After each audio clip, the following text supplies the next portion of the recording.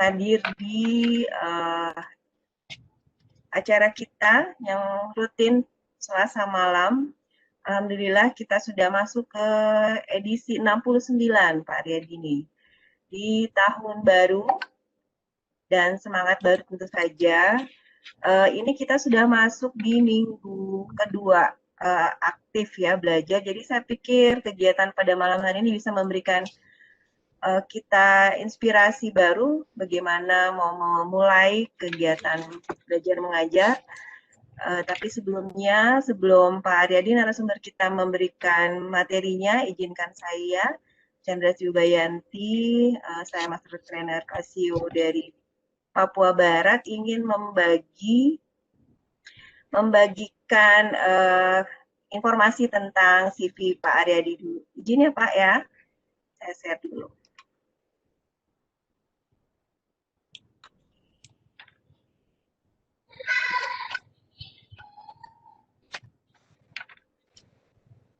Baik, Bapak Ibu sekalian, narasumber kita nama lengkapnya adalah Bapak Dr. Aryadi Wijaya. Beliau sehari-harinya menjadi pengajar, staf dosen di jurusan Pendidikan Matematika Universitas Negeri Yogyakarta. Ya, beliau merupakan Head of Research Team Casio for Education Indonesia, sekolah binaan ya Pak Aryadi dari 2018 sampai sekarang. Beliau juga merupakan short term advisor for Guru Baik Project, inovasi dari bantuan dari pemerintah Australia. Mungkin nanti saya tahu nih Pak ada proyek ini. Kemudian ada program Guru Baik, ada program Pintar dari Tanoto Foundation, luar biasa. Nanti tentu saja kami ingin mendapat cerita dari Pak Aryadi. Kemudian resource person dari Pusat Asesmen dan Pembelajaran Belajar Kemdikbud. Tentu saja ini nanti akan ada kaitannya dengan materi kita pada malam hari ini. Yang lagi hangat ini AKM ya Pak ya. Kemudian background pendidikan Pak Aryadi, S1-nya di UNY tahun 2000 sampai 2004, kemudian S2 sampai S3-nya beliau lanjutkan di Utrecht University Belanda sampai 2015.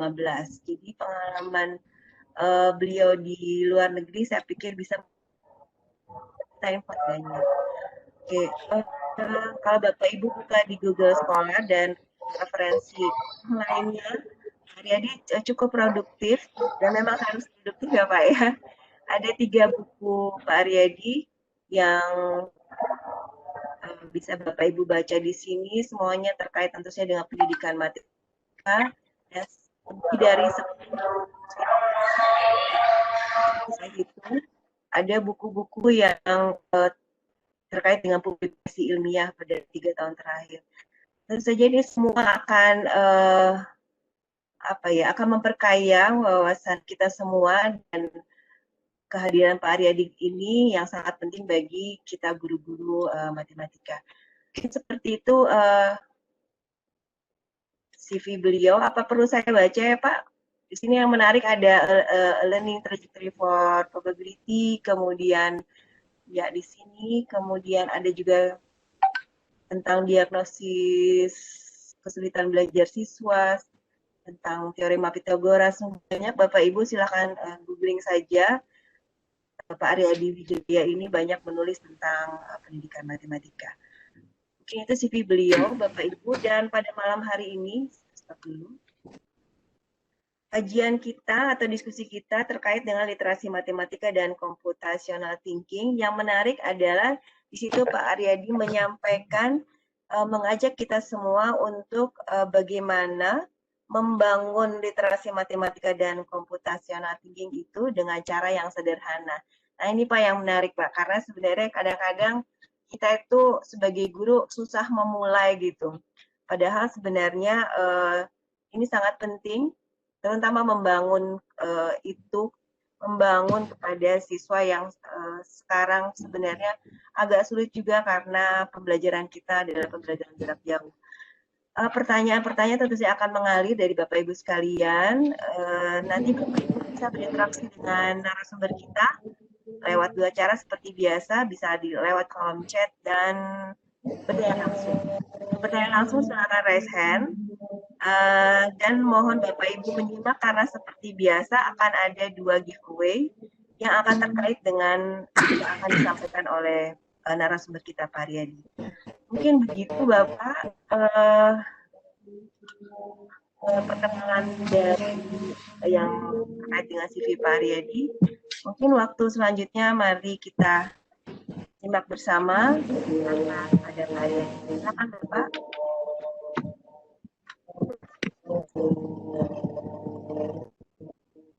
Ya, terima kasih. Oh maaf, saya kecampuran bahasa Jawa, jadi orang Jawa, jadi saya repliknya bahasa Jawa, mohon maaf sekali.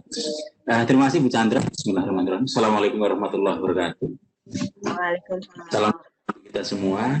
Selamat malam Bapak Ibu. Ini kelihatannya dari lintas waktu Indonesia, dari bagian barat sampai dengan bagian timur. Setidaknya bagian timur sudah diwakili oleh Bu Chandra di sini. Yang saya hormati Bu Stefani, Ibu Lisa, Bu Mbak, ya saya panggil Mbak. Mbak Lisa, Mbak Bienta, Bu Chandra, Mas Mufid, dan tentunya seluruh tim Casio dan tim Master Trainer di sini. Yang saya hormati Bapak Ibu semua, saya lihat ada Pak Jadir, ada Mbak Umi Salmah dari KITEB kelihatannya, dan ada juga Mbak Lutfi Nur Azizah, itu mahasiswa kami dulu waktu S2 itu. Dan tentunya Bapak Ibu yang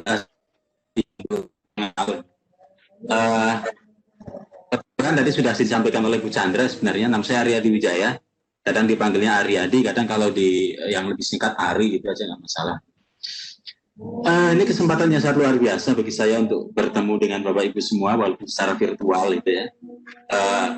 Ini event yang sangat luar biasa, artinya bahkan kita mungkin sekarang sudah familiar dengan hal-hal yang sifatnya sinkronus online semacam ini. Cuma Casio dan seluruh tim di sini, Bapak Ibu ini sudah menginisiasi bahkan sebelum adanya fenomena video conference dulu. Jadi ini adalah suatu pionir kalau saya rasa di situ. Artinya sudah membentuk suatu komunitas belajar secara online yang tentunya pada akhirnya tidak terbatas dimensi ruang, karena jangkauan jauh lebih luas. Kita bayangkan kalau harus mengandalkan MGMP itu, ya akan sangat sulit untuk mempertemukan seluruh Bapak Ibu dalam satu ruang yang sama di situ. Jadi saya sangat mengapresiasi yang dilakukan oleh Casio dan juga tim Bu Chandra, Pak Hai, Mas Mufid dan seluruhnya di situ. Saya bingung sebenarnya, saat ini Anar ya, suatu kehormatan bagi saya bertemu Bapak Ibu. Saya bingung apa yang akan saya sampaikan.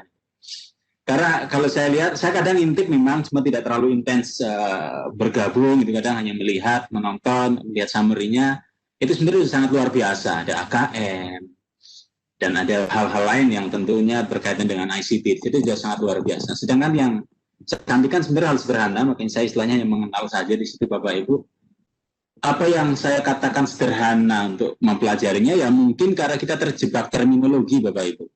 Ketika mendengar adanya literasi matematika, kita sudah menganggap itu adalah hal yang sangat baru di situ. Sama halnya dengan ketika kurikulum 2013 di launch di situ. Dengan adanya 5M, gitu. Kita mungkin agak melihat ini suatu hal yang baru. Padahal kalau kita lihat, apa sih bedanya dengan kurikulum 2004 dan 2006? Tidak jauh beda kok. Bedanya hanya tadinya pada 5 tahap, eksplorasi, elaborasi, konfirmasi, di tahapan. Salah satunya adalah dalam 5M. Itu sebenarnya sama. Nah, sehingga saya sebenarnya lebih ke mengajak kita untuk melihat lebih detail dalam artian bahwa makhluk yang kadang belakangan muncul itu sebenarnya tidak sepenuhnya asing bagi kita. Gitu. Apalagi sekarang ada computational thinking. Mungkin kita melihatnya asosiasinya langsung yang sangat ICT based. Gitu. Kalau kita lihat sejarahnya memang betul. Ini dari computer science pada awalnya dari tahun 80-an sudah berkembang di situ. Tapi pada akhirnya berkembang menjadi lebih luas pada ranah-ranah yang berbeda. Bahkan sekarang sudah ada perkawinan kedua ini Bapak Ibu. Ada literasi matematika, ada computational thinking. Sebenarnya ada saya kok jadi lupa. Saya jadi gagap ini. Saya demam panggung ini. Lama tidak ketemu Bapak Ibu semua. Nanti pasti ingat Pak. Tenang aja. Nanti saya sampaikan kalau ingat. Tapi intinya adalah perpaduan literasi matematika yang berbasis digital. Intinya itu Bapak Ibu, nanti mungkin tidak banyak yang saya sampaikan, saya ingin lebih banyak interaksi di situ. Tadi diberi bocoran Bu Chandra, tentunya sudah suatu praktik rutin ada door prize gitu ya. Tapi bukan soal tes lah ya, kita hanya dialog aja di situ.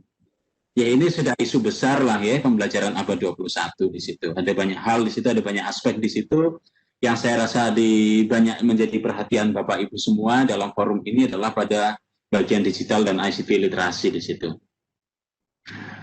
Apalagi sekarang dengan adanya era COVID, itu sangat memacu kita untuk semakin berkembang. Kalau Bapak Ibu mencermati press release dari Kemkominfo, dari kalau nggak salah sekitar bulan Mei itu apa itu, kita sudah familiar dengan istilah pandemik, Bapak Ibu, pandemi COVID-19. Tapi Kominfo langsung menerbitkan edaran, kita siap menghadapi infodemik. Kita mungkin istilah yang baru, infodemik. Terbiasa dengan pandemi, secara infodemik. Ini bukan istilah yang diada-adakan, tapi memang infodemik adalah masifnya informasi yang datang ke sekitar kita di situ. Yang kita mungkin familiar dengan istilahnya hoax atau fakta di situ. Artinya infodemik adalah begitu banyak informasi yang datang ke kita dari berbagai sumber, bahkan itu aja website yang terkenal, detik.com. Namanya detik itu karena menunjukkan adanya arus informasi yang begitu cepat. Bukan hari lagi, seperti zamannya koran di situ. Detik.com adalah filosofinya adalah penyampaian informasi yang sangat cepat. Nah, maaf, saya tidak di-endorse oleh detik.com. Itu hanya filosofinya aja yang saya sampaikan. Artinya Kominfo sudah menangkap bahwa ada fenomena baru infodemik yang salah satunya tentu dipicu dengan begitu banyak informasi tentang COVID-19 di situ. Yang menarik adalah Kominfo sejalan dengan rencana riset nasional di situ, bahwa harus ada penguatan information literasi atau literasi informasi dan digital literasi. Nah, artinya apa yang sudah dilakukan Bapak Ibu teman-teman jauh sebelum fenomena COVID ini sudah sangat luar biasa, artinya visioner di situ. Digital literasi bahkan sekarang dimasukkan sebagai foundational knowledge, jadi suatu pengetahuan yang sangat fundamental, sangat basic, sangat dasar di situ. Dia bukan pengetahuannya levelnya sangat advance, lanjutan, tapi dasar, artinya hampir semua orang diharapkan menguasai pengetahuan tadi. Ada core content knowledge ini yang sekarang kita kenal tentu bidang studi yang pada tadi AKM disebut oleh Bu Chandra adalah dikerucutkan menjadi 2 garis besar gitu ya, bahwa ada numerasi dan ada literasi. Kalau kita tarik ke yang lebih besar lagi, pada OECD bisa menangkapnya juga literasi matematik, science, dan reading. Bahkan ada PIAAC. PIAAC itu adalah survei untuk adult literasi. Jadi untuk melihat seberapa literate sih orang-orang dewasa. Artinya ini adalah pengetahuan-pengetahuan yang sangat dasar. Tapi itu tidak cukup. Pada akhirnya pada abad 21 ditambah dengan adanya meta-knowledge gitu ya. Meta-knowledge adalah meta, bercermin ya. Jadi, kalau tadi sekedar tahu, sekarang untuk beraksi. Lebih mendalam. Makanya muncul kecakapan abad 21, ada kreativitas, inovasi, problem solving, critical thinking. Itu adalah dasar-dasar berpikir di situ. Saya suka ngobrol Bapak Ibu, bukan ngobrol ilmiah. Saya kebetulan karena jenuh gitu ya, dan sedang tidak bisa mikir. Kemarin saya nonton film Hong Kong Bapak Ibu. Judulnya Big Brother. Danny Chu atau siapa saya nggak tahu kalau tokoh-tokoh. Itu adalah film tentang guru yang sangat luar biasa. Guru yang datang ke sekolah dengan siswa yang karakteristiknya sangat menantang. Mereka adalah rebel, ya, sangat membangkang gitu. Akhirnya guru bisa masuk ke situ. Gurunya adalah baru pertama kali mengajarkan, dia adalah mantan tentara. Nah, ketika ditanya apa sih yang diajarkan kok macam-macam sih, ada matematika, ada sains, akhirnya dia bilang bahwa yang saya ajarkan adalah cara berpikir biar Anda tidak dibodohi, bukan dari substansinya, tapi cara berpikir. Artinya setelah tadi sudah memperoleh pengetahuan dasar, yang lebih penting adalah gini, kita sudah tahu ini loh ada singkong, ini loh ada garam, ini loh ada gula. Secara parsial, yang namanya garam itu asin, yang namanya gula itu manis, yang namanya singkong itu ada rasa-rasa gurih dan seterusnya. Itu adalah pengetahuan dasar, mengetahui secara parsial. Yang menarik adalah ketika kita akan beraksi, kita akan memasak di situ.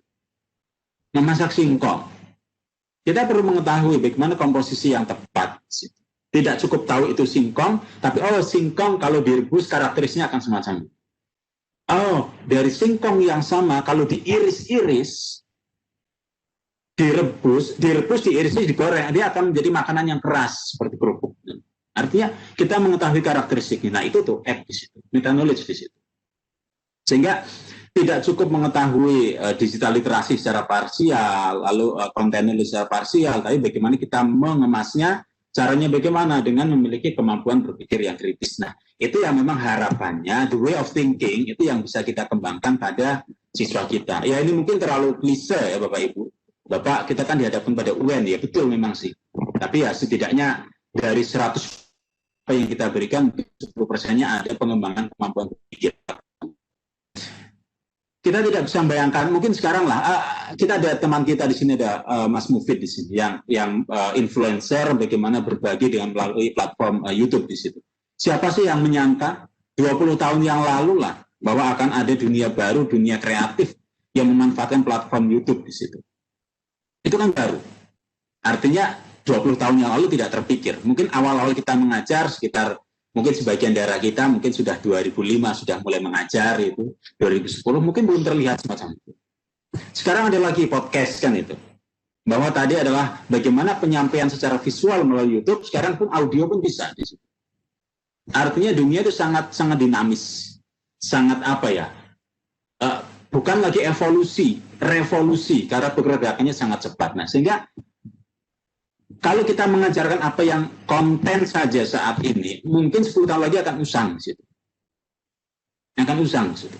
Nah, sehingga kalau kita kemas dengan menambahkan meta knowledge di situ, the way of thinking, problem solving, critical thinking, kreativitas dan inovasi, maka harapannya adalah kita bisa membantu siswa kita menjadi manusia yang adaptif. Oke, mungkin sekali lagi ini akan klise Bapak Ibu. Mungkin wah di daerah mungkin beda-beda ya. Saya waktu ke sekolah Bu Chandra, ke teman-teman di Indonesia Timur atau Indonesia yang Barat sekalian, itu tentu tantangannya berbeda-beda. Kebetulan juga istri saya mengajar di SMK, swasta, pinggiran lagi. Jadi ya saya tahu bagaimana tantangan yang ada di sana. Sehingga sekali lagi apa yang saya sampaikan mungkin cenderung klise, tapi ya mungkin pelan-pelan bisa kita ubah. Meta knowledge adalah kolaborasi. Ini forum ini tidak akan jalan kalau tidak ada kolaborasi. Ada Casio yang mensupport dengan berbagai macam sumber daya, ada teman-teman yang menjadi motor penggerak, Bu Chandra, Pak Hai, Mas Mubu, dan yang lainnya. Ada Bapak Ibu yang juga menyebarkan semangat untuk belajar satu sama lain. Artinya kolaborasi. Ini bukan zamannya lagi kompetisi, tapi kolaborasi. Nah, itu adalah bagaimana di abad 21 di modern ini kita semakin banyak. Mohon maaf, nama di sini karena ini juga menjadi filosofi dari PISA. Jadi dengan Teams Bapak Ibu, kita mungkin familiar dengan Teams. Teams dan PISA itu paradigmanya lumayan berbeda. Kalau Teams adalah untuk mengukur seberapa banyak yang konten kurikulum sekolah yang dikuasai oleh siswa. Itu Teams di situ. Makanya kalau ukurnya apa? Mengukur anak usia kelas 4, usia kelas 8 SMP. Jadi penggalanya adalah jenjang. Kalau isi bisa adalah bagaimana anak usia 15 tahun dapat menerapkan apa yang mereka peroleh dari sekolah. Jadi yang satu adalah seberapa banyak konten sekolah dikuasai, yang satunya adalah seberapa bisa mereka menerapkan. Kenapa 15 tahun yang diambil oleh OECD, itu ada banyak studi bahwa 15 tahun adalah masa-masa potensial untuk memprediksi arah ke depan seseorang individu. Itulah kenapa diambilnya 15 tahunnya di situ. Artinya saya ingin banyak di sini dulu karena banyak nanti nyambungnya ke PISA di situ. Kita sudah punya knowledge, pengetahuan dasar, kita sudah punya kemampuan untuk bertindak, untuk meramu berbagai macam bahan. Tidak akan lengkap kalau kita tidak memiliki value, kemampuan untuk menilai di situ. Ethical, emotional, life, job skill, dan seterusnya. Value ini, atau kita mungkin familiar dengan ranah sikap, gitu, afektif, ini kan sebenarnya hanya beda istilah saja Bapak Ibu. Ini yang menarik sudah digunakan di Singapura sejak lama sekali, tahun 80-an, 90-an sudah mereka terapkan. Kalau Bapak Ibu googling nanti, filosofi kurikulum matematika di Singapura itu pentagon Bapak Ibu, segi 5. Jadi ada 5 sisi di situ. Tengah-tengahnya apa? Problem solving, pemecahan masalah. 5 sisinya apa? Yang pertama adalah pengetahuan konten Bapak Ibu. Aljabar, bilangan, kalkulus kalau SMA, geometri dan lain-lain. Yang kedua adalah skill. Skill artinya keterampilan berhitung, keterampilan mengukur, dan keterampilan matematika yang lain. Yang ketiga adalah proses Bapak Ibu. Problem solving, critical thinking, komunikasi matematika, representasi matematika, dan kawan-kawan. Yang kedua adalah knowledge, mirip dengan berpikir sikap. Bahwa Singapura sejak lama, sejak puluhan tahun yang lalu, tetap yakin bahwa pembelajaran matematika memiliki kontribusi yang nyata dan besar untuk pengembangan sikap. Sikapnya diterjemahkan ke dalam belief, keyakinan, kepercayaan diri. Dan sekarang ada lagi yang mungkin relatif baru, Bapak Ibu. Kita kalau mendengar PISA, Bapak Ibu, kita hanya dijejali dengan informasi Indonesia ranking bawah. Jadi hanya pada aspek kognitif. Sebenarnya apa? PISA sejak awal itu juga mengukur aspek afektif. Ada PISA 2018, PISA 2021 yang digeser 2022, itu ada hal baru yang diukur, Bapak Ibu. Growth mindset, pola pikir yang berkembang. Itu juga diukur. Contoh sederhana, ada salah satu butir pernyataan yang diajukan pada survei adalah bahwa yang namanya kepandaian itu sifatnya given, takdir. Bukan sesuatu yang bisa dibangun. Jadi pertanyaan semacam itu. Jadi PISA sekali lagi tidak hanya melihat knowledge, tapi juga value. Jadi tadi adalah growth mindset. Saya pernah melihat peta gambaran pada tahun 2032, PISA itu berusaha mengukur tentang yang namanya terminologi saya lupa, ketahanan matematika sebenarnya. Ini malah sebenarnya topik disertasinya bimbingan saya, cuma saya sekarang sedang demam panggung, jadi banyak yang lupa itu. Tapi artinya pesannya adalah bahwa kita jangan hanya terjebak pada hal-hal seperti kognitif, tapi juga afektif. Oke. Itu pengantarnya itu Bapak Ibu, pengantar bagaimana ini landasan filosofinya semacam itu. Nah, lalu yang menarik apa? Sekarang saya ingin menyampaikan Bapak Ibu untuk mengenal PISA, tapi akan lebih nyaman kalau saya share-nya langsung websitenya aja. Kita melihat bersama-sama.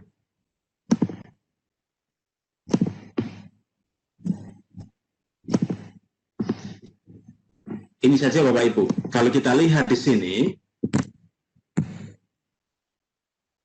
ini adalah PISA. Ini yang diukur di PISA, Bapak Ibu. Yang tadi secara judul dan juga sudah dikenalkan oleh Bu Chandra adalah ada istilah literasi matematika.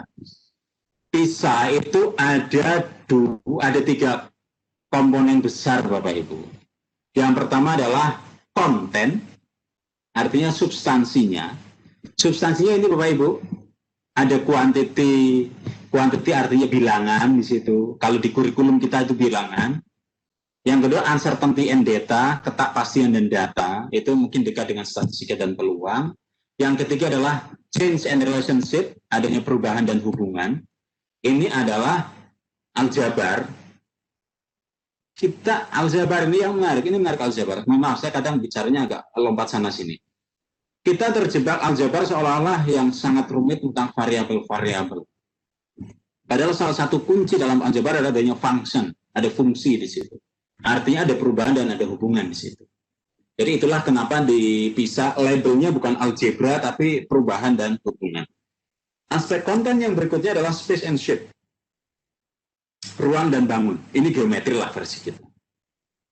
Kenapa bukan geometri istilahnya? Karena yang namanya unsur geometri itu ada 2 hal, yaitu keruangan, spasial, dan juga bentuk di situ. Itulah kenapa di cover oleh PISA semacam ini. Jadi ada 4 area di situ. Kalkulus nggak ada karena apa? Nambahnya usia 15 tahun secara umum. Kalkulus di Indonesia itu kan kalkulus yang sangat dikenalkan kan di Indonesia. SMA di situ. Kalkulusnya sudah analitik di situ. Bahkan yang SMK pun sudah dikenalkan ke arah situ. Nah, sehingga kalkulus tidak masuk di sini. Itu dimensi yang pertama Bapak Ibu, yaitu aspek konten. Nah, sekarang aspek yang mungkin istilahnya agak-agak unik yaitu literasi matematika, yaitu aspek kognitif Bapak Ibu. Jadi konten kognitif, jadi C1, C2. Literasi matematika secara sederhana itu adalah kemampuan seseorang individu untuk dapat menerapkan pengetahuan mereka. Pengetahuan secara umum ya. Sebenarnya literasi itu secara umum. Karena ada yang matematika, ada yang sains, dan ada juga yang bahasa. Jadi simpel, kemampuan dalam menerapkan itu. Nah, kemampuan dalam menerapkan ini oleh PISA dipecah menjadi 3 hal, 3 aspek. Yang pertama adalah formulate, ini adalah memformulasi Artinya merumuskan apa sih aspek-aspek dari saya merumuskan artinya bisa mengetahui masalahnya. Apa sih matematikanya di situ? Dia bisa seorang siswa bisa mengidentifikasi kira-kira pada situasi dunia nyata yang semacam ini konsep matematikanya apa? Contoh sederhana, kita bicara umur. Bicara umur. Tahun ini usia Anda 5 tahun, usia Budi 10 tahun. Bagaimana dengan usia mereka 5 tahun yang akan datang? Ada dua kuantitas ya, Andi dan Budi 5 dan 10. Itu satu. Situasi yang kedua adalah untuk membuat satu loyang kue butuh 5 butir telur. Berapa banyak loyang kue yang bisa dibuat dengan 10 butir telur? Sama-sama ada 5, 10. Secara bilangan itu sama, 5 dan 10. Tapi secara konsep itu beda. Yang satunya adalah proporsi, rasio, perbandingan. Perbandingan dalam artian perbandingan rasio ya. Loyang tadi, 2 loyang, 1 loyang itu 5 telur, maka ketika ada 10 telur, maka ada 2 loyang, itu rasio. Tapi ketika bicara umur, itu bukan rasio. Itu perbandingan, tapi lebih pada perbandingan kuantitas, banyak dan sedikit. Artinya sama-sama ada bilangan yang sama, itu konsepnya bisa berbeda. Nah, inilah kemampuan dalam formulir. Orang bisa mengidentifikasi konsepnya apa. Yang kedua, employ artinya menggunakan Bapak Ibu, setelah dapat konsepnya, konsep matematikanya diketahui, maka bisa menggunakannya. Artinya ketika aljabar ya bisa operasi aljabar, geometri bisa melakukan pola pikir geometri. Setelah itu apa? Interpretasi dan evaluasi. Kita kadang terjebak pada solusi yang sifatnya kuantitatif. Itu ketemu bilangan selesai, pemanaannya nggak tahu. Atau bukan nggak tahu, tidak terlalu diperhatikan. Jadi ini adalah hal-hal yang berbeda Bapak Ibu. Bahwa dalam literasi matematika, berhenti di jawaban kuantitatif tidak cukup. Kita harus memaknainya. Contoh sederhana, ini yang sering saya sampaikan di kelas, karena ilustrasi yang paling sederhana tentang apa itu makna interpretasi. Karena tidak jarang orang menafsirkan interpretasi atau menyimpulkan sekedar jadi untuk membutuhkan. Nah, jadi jika memiliki 10 butir telur maka akan bisa dibuat 2 loyang kue. Jadi hanya dengan menambahkan jadi dianggap sudah menafsirkan. Padahal bukan semacam itu. Saya berikan contoh sederhana Bapak Ibu. Yang pertama, ini contoh yang sangat sederhana, ini konsepnya SD aja. SMA terlalu sulit bagi saya untuk membuatnya, biar Bapak Ibu yang membuat. Ini kan hak prerogatif saya. Jadi kalau yang sulit Bapak Ibu yang buat, yang mudah saya yang buat. Ada 15 orang akan pergi. Ini udah malam ini. Mereka akan pergi ke toko buku, maka order taksi online. Oh ya, memang belum Bu. Saya memang tidak menampilkan itu. Oh, ya, enggak. Saya sedang menyampaikan poin-poin di antara ini. Karena ini spontan, jadi saya kadang tipe orang yang sangat kembali ke apa makna interpretasi Bapak Ibu. Bapak Ibu bisa membayangkan lah ya, guru matematika lah. Saya berikan soal SD aja. Bisa membayangkan. Soal yang pertama, ada 15 orang akan pergi ke toko buku. Mereka memesan taksi online. Setiap taksi hanya bisa memuat maksimal 4 orang. Pertanyaan saya, berapa taksi yang perlu dipesan? Saya nggak tahu. Ini belum kuis ya, ini belum kuis. Mungkin bisa ngetik di chat nggak apa-apa Bapak Ibu, biar saya bisa melihatnya. 15 orang akan pergi ke... Bapak Ibu, tulisan di kolom chat, diarahkan ke panelis.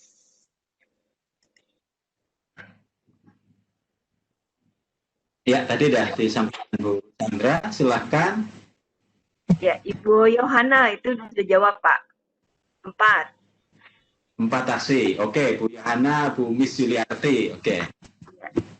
4 taksi, oke. Oke. Mau diminta untuk menjelaskan atau nggak usah Pak? Nggak usah aja mungkin. Oh iya. Oke, betul Kak Pak? 4 taksi jawabannya? Betul sekali taksi. Jadi ada 15. Saya rasa Bapak Ibu sudah menggunakan konsep pembagian lah. 15 dibagi berapa tadi? 4 ya. Jawabannya adalah dibulatkan ke atas 4. Sekarang soal yang kedua Bapak Ibu. Seorang tukang kayu memiliki 15 meter papan kayu. Masih sama-sama 15. Jadi ada 15 meter papan kayu akan digunakan untuk membuat rak buku. Satu rak buku membutuhkan bahan 4 meter. Berapa banyak rak buku yang bisa dibuat?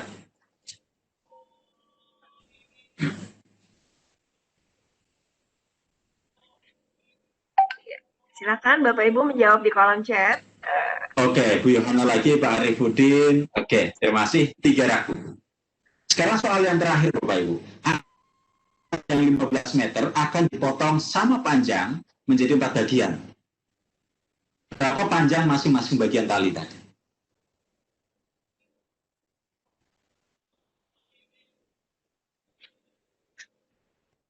Jawabannya bisa beda-beda ya Pak ya?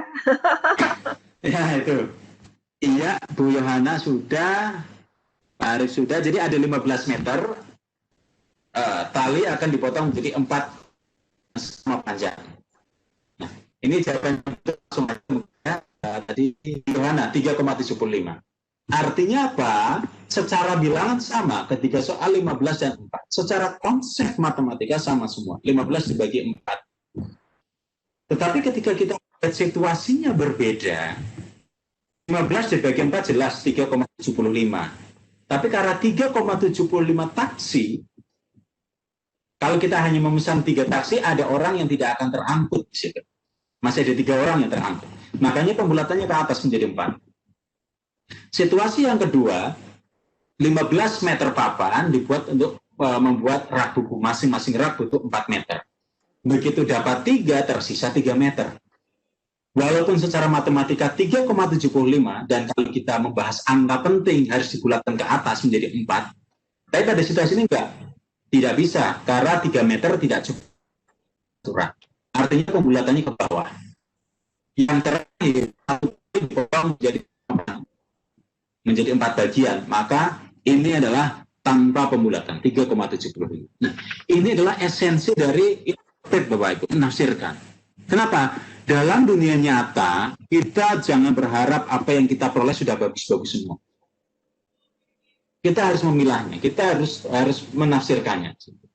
Bahkan saya yang sederhana aja, kita akan beli baju, kita akan memilih dulu. Saya akan ke toko A, toko B, toko C. Kita sudah akan memilih. Artinya ada proses berpikirnya.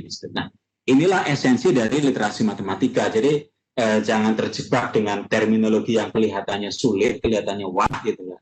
Sebenarnya komponen-komponen di dalamnya itu relatif sederhana sih. Artinya sudah biasa kita kenal. Apalagi kalau Bapak Ibu yang sudah sering berinteraksi dengan George Polya ya, pemecahan masalah gitu ya, problem solving. Problem solving kan ada 4 aspek. Pertama adalah understanding the problem, memahami masalah. Yang kedua devising a plan, merencanakan, membuat perencanaan. Yang ketiga executing the plan, mengeksekusi rencana. Yang keempat looking back. Nah, yang keempat ini kalau kadang saya membaca tulisan orang-orang gitu ya, banyak yang menafsirkan looking back itu memeriksa kembali. Nah, bagaimana kita bisa melihat siswa itu memeriksa kembali jawaban mereka? Nggak bisa itu. Wong story-nya hanya tulisan kok, sudah dalam bentuk lembar jawaban. Artinya sebenarnya looking back yang dimaksud Polya adalah menafsirkan kembali. Sudah masuk akal belum sih jawaban saya? Harus dibulatkan atau tidak sih jawaban saya? Dibulatannya ke atas atau ke bawah? Nah, itu esensi dari interpret. Nah, itu apa yang diukur dalam PISA, Bapak Ibu. Sekarang saya akan bergeser kembali ke ini aja, karena nanti akan masuk di sini juga. Ini Bapak Ibu, what is new in PISA 2021? Apa sih yang baru pada PISA 2021? Literasi matematika yang tadi saya sampaikan, itu sudah ada sejak tahun 2000, sudah 20 tahunan itu. Sejak PISA pertama tahun 2000, PISA 2003, 2006, sampai dengan terakhir 2018 itu ada semua literasi matematika.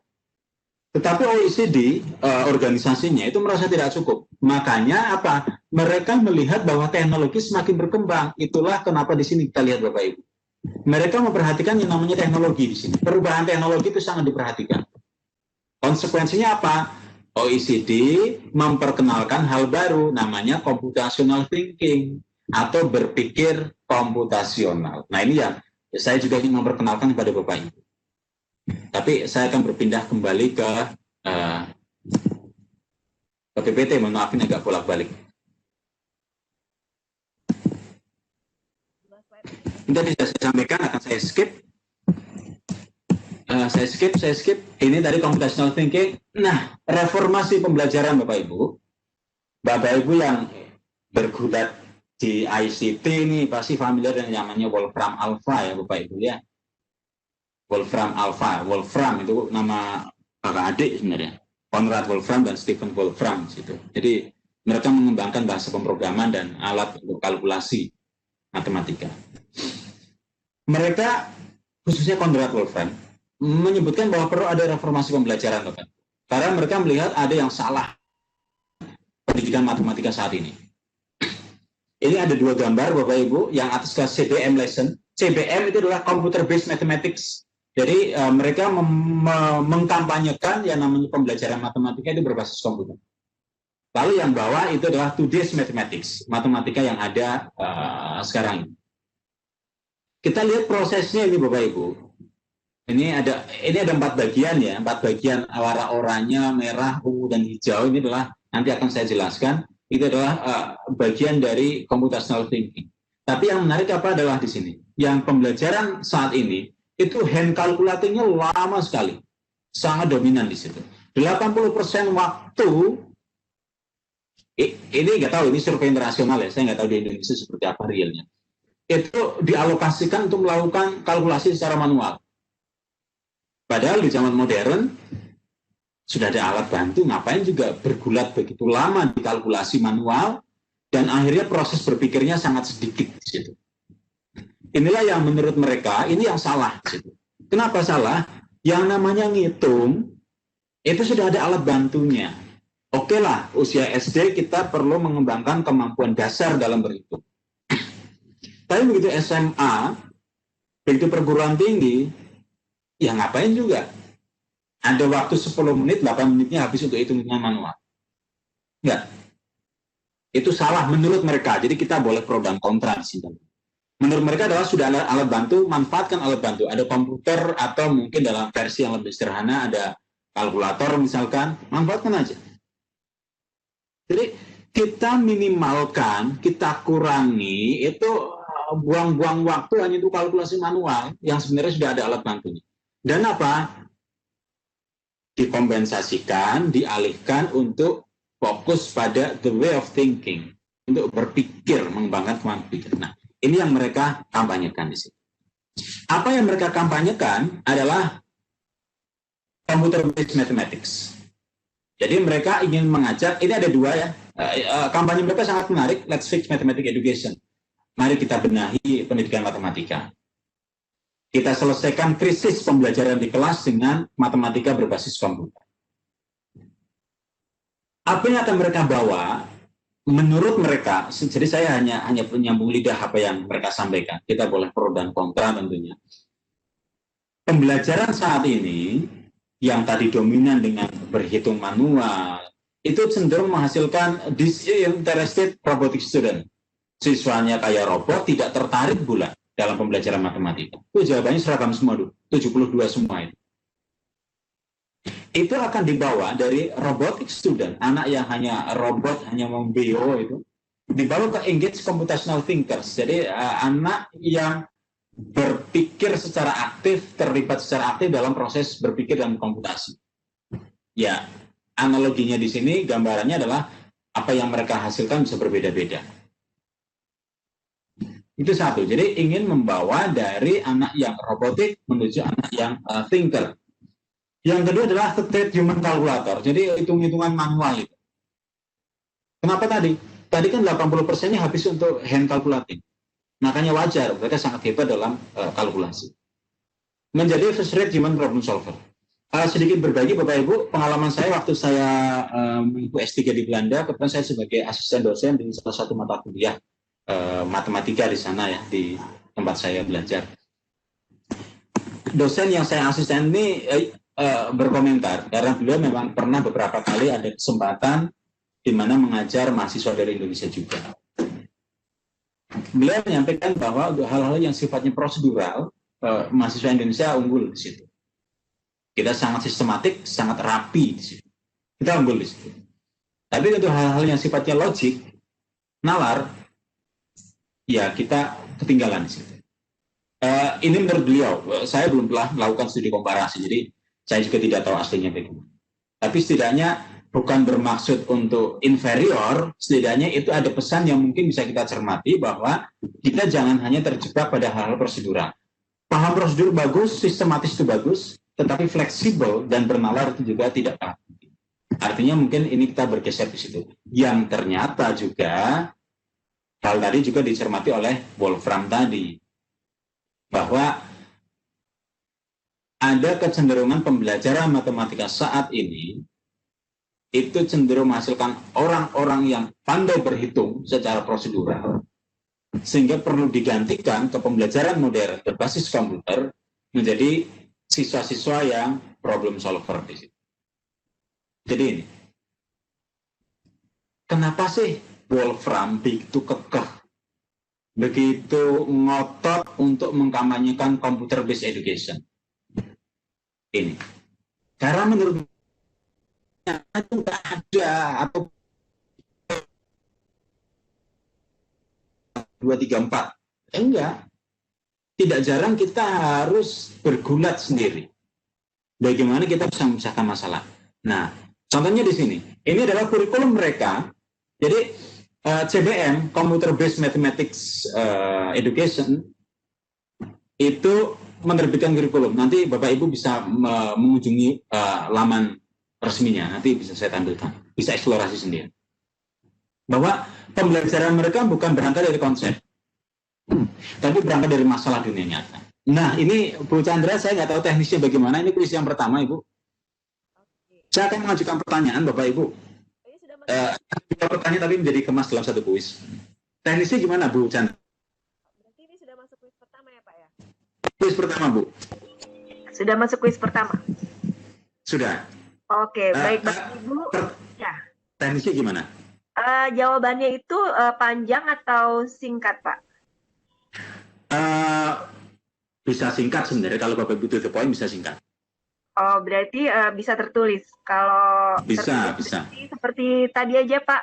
Nanti Bapak Ibu menjawabnya di kolom chat, diarahkan ke panelis. Nanti Pak Aryadi melihat yang tercepat dan terbenar, Pak. Oke, baik. Oke. Ya. Waktu berapa menit gitu? 2 menit atau 3 menit? Kita stop. Mulai. Oke, siap Bapak Ibu. Iya. Siap Bapak Ibu ya. Ini nggak lama-lama, tidak sampai 3 menit, tidak sampai 2 menit malah mungkin. Akan ada 2 pertanyaan, tapi dalam satu paket ya. Artinya, ini kan ada pertanyaan Bapak Ibu tuh. CBM kurikulum ada pertanyaan 1, 2, 3, 4, 5, 6, ada 6. Bahwa pembelajaran mereka itu sekali lagi berangkat dari problem, baru dibawa ke konsep matematika. Pertanyaan saya adalah, konsep matematika apa yang nantinya bisa dibangun dari permasalahan tentang am I normal? Apakah saya normal? Itu satu pertanyaan ya. Serta pertanyaan yang kedua, can I spot a cheat? Dapatkah saya mendeteksi adanya kecurangan? Nah, itu Bapak Ibu. Jadi nanti di chat berarti silakan dijawab, ada 2 ya. Yang am I normal, misalkan konsepnya A. Can I spot a cheat? Konsepnya B. Jadi sekali lagi, CBM itu berangkat dari permasalahan. Nah, seandainya pertanyaan atau permasalahan yang diungkap adalah apakah saya normal, itu kira-kira konsep matematikanya apa? Lalu ketika can I spot a cheat, kira-kira konsep matematika apa saja, saya katakan saja mungkin akan bervariasi, ada beberapa kemungkinan yang berkaitan. Silakan Bapak Ibu bisa dijawab. Berarti nanti akan ada 2 kuis kedua ya Pak ya? Atau ini digabung? Enggak, ini satu ini. Oke. Berarti satu kuis untuk 2 soal, ada 2 soal. Silakan Bapak Ibu. Betul. Bapak Ibu menulis chat.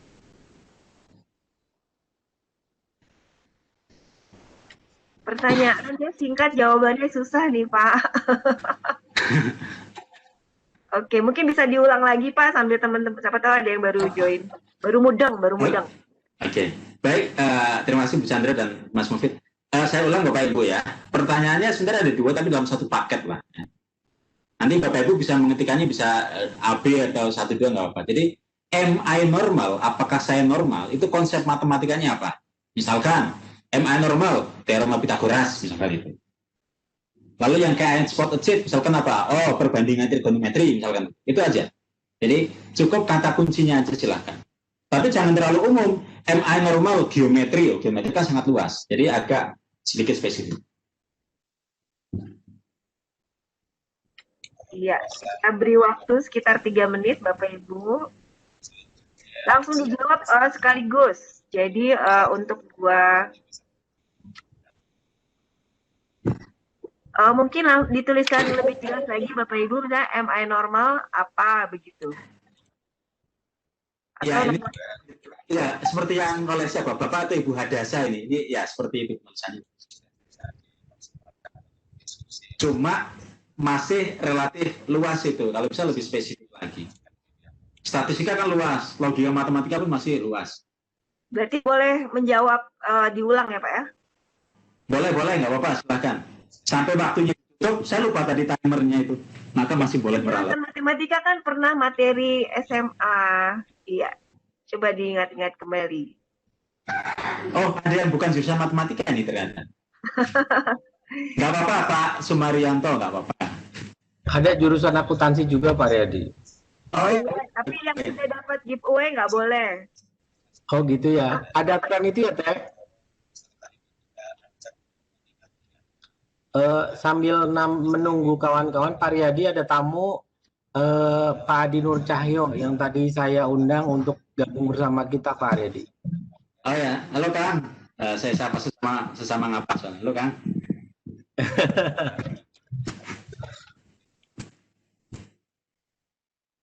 Ya, bagi Bapak Ibu yang bukan matematika, mohon maaf saya tidak tahu. Kalau ada yang dari bukan matematika ya, saya harap ini ya bisa belajar sama lain itu aja. Tapi mungkin bisa diadaptasi ya Pak ya, karena kan nanti bisa untuk semua guru. Ya.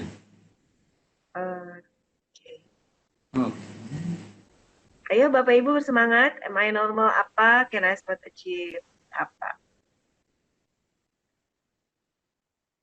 Aduh, gak tahu mau jawab nih Pak. Oke, waktunya masih berapa lama? Saya nggak tahu Bu Chandra. Kira-kira sudah ada yang jawab betul nggak sih Pak? Kita kasih waktu 2 menit boleh? Oh sudah dijawab. Okay. Itu sudah 100... ada yang menjawab Pak? Ya, belum ada yang 100% betul sih. Ya nggak apa-apa yang mendekati mungkin. Oke. Ini sebenarnya statistika Bapak Ibu ya. Kita asumsikan tentang Oke, berarti ini nyata. Ini sudah ditutup ya ini Bu ya. Ini sudah ditutup berarti ya. Saya sambil menyampaikan aja karena berarti sudah 2 menit itu. Sebelum saya mengumumkan pemenangnya saya jelaskan dulu itu aja. Nanti dia bisa refleksi di sini. Tentang statistika, MI normal itu sebenarnya betul tadi ada yang pemusatan data. Nah, Mulia Hamarong, mohon maaf saya Bapak atau Ibu saya kurang paham, mohon maaf. Sebelumnya, Ibu ya ini ya? Hadasa Maretisa ya? Yang sebentar saya harus scroll. Tadi yang pemusatan data siapa ya sebenarnya? Hadasa Maretisa Pak. Oh Ibu, ya Ibu. Ibu. Mau Ibu Hadasa ya. Oh bahkan meralat lagi Ibu Hadasa. Oh ada beberapa jawaban nih Ibu Hadasa ternyata. Oh maaf, Mulia Hamarong ini yang menjawab pertama kali pemusatan data Bu Mulia Hamarong di situ. Ini adalah tentang pemusatan data sebenarnya, tentang mean, median, modus di situ. Artinya apa? Kalau ya kita seperti orang kebanyakan atau enggak, udah gitu aja. Bahasa sederhananya kan semacam itu. Seperti orang kebanyakan atau enggak, normal. Ya normal, kenapa? Mohon maaf, kita tidak bicara yang fisik lah ya, itu kan kadang satu faktor yang di luar kita. Jadi misalkan, oh kita lulus SMP kok, pendidikan dasar 9 tahun lulus, artinya ada tolak ukur kenormalan di situ. Artinya ya ini yang menarik, saya pakai kata kebanyakan atau pakai rata-rata, karena ini tergantung jenis datanya. Makanya ini menyangkut dengan ukuran pemusatan data. Saya normal artinya saya dekat dengan kebanyakan orang, dan gitu aja, sederhananya semacam itu. Sedangkan apakah kita bisa mendeteksi kecurangan? Ini guru matematika sebenarnya ya, kalau kelas kita itu normal gitu ya, saya distribusi normal, dari jawaban siswa kita diberikan nilainya itu nanti kita bisa mengidentifikasi Bapak Ibu. Kemungkinan kecurangannya bagaimana. Contoh aja, saya berikan contoh Bapak Ibu, mohon maaf bagi yang bukan dari matematika. Kita ada 2 kelas, misalkan ada 5 siswa aja masing-masing. Kelas A 5 siswa, kelas B 5 siswa. Kelas A nilainya adalah 5, 5, 5, 5, 5. Jadi 5, 5, 5, 5. Atau mungkin akan menjadi 9, nggak apa-apa lah, 5, 5, 5 sebanyak 9. Sedangkan kelas yang kedua ada 9 orang, nilainya adalah 1, 2, 3, 4, 5, 6, 7, 8, 9. Rata-rata akan sama-sama 5 di situ. Rata-ratanya akan sama. Tapi kalau kita lihat ukuran penyebaran data, kita bisa melihat simpangannya seberapa jauh. Ini kok kelas kok bisa seragam? Ya, mungkin sekali ini. Simpangan bakunya bisa lihat di sini.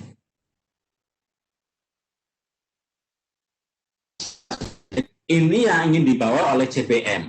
Nah, tapi sambil mengumumkan pemenang berarti karena cepet-cepetan dan Bu Mulia Hamarong setengah betul, Bu Yohana setengah betul tapi kalah cepat, Bu Hadasa juga setengah betul kalah cepat, sehingga dengan ini Bu Chandra dan Bapak Ibu semua yang beruntung adalah Ibu ya ini ya. Ibu Mulia ya Pak ya, Ibu Mulia Hamarong. Iya Bu. Ya. Oke, selamat Ibu. Bagi yang lain masih ada 1 kesempatan lagi ya Bapak ya? Iya, masih ada. Oke, baik. Menarik sekali nih Pak, bagi kami.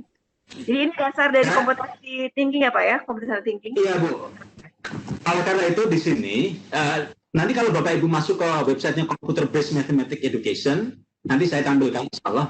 Bapak Ibu bisa login, bisa register bisa mendaftar, dan bisa ikut semacam self study. Jadi modul mandirinya ada.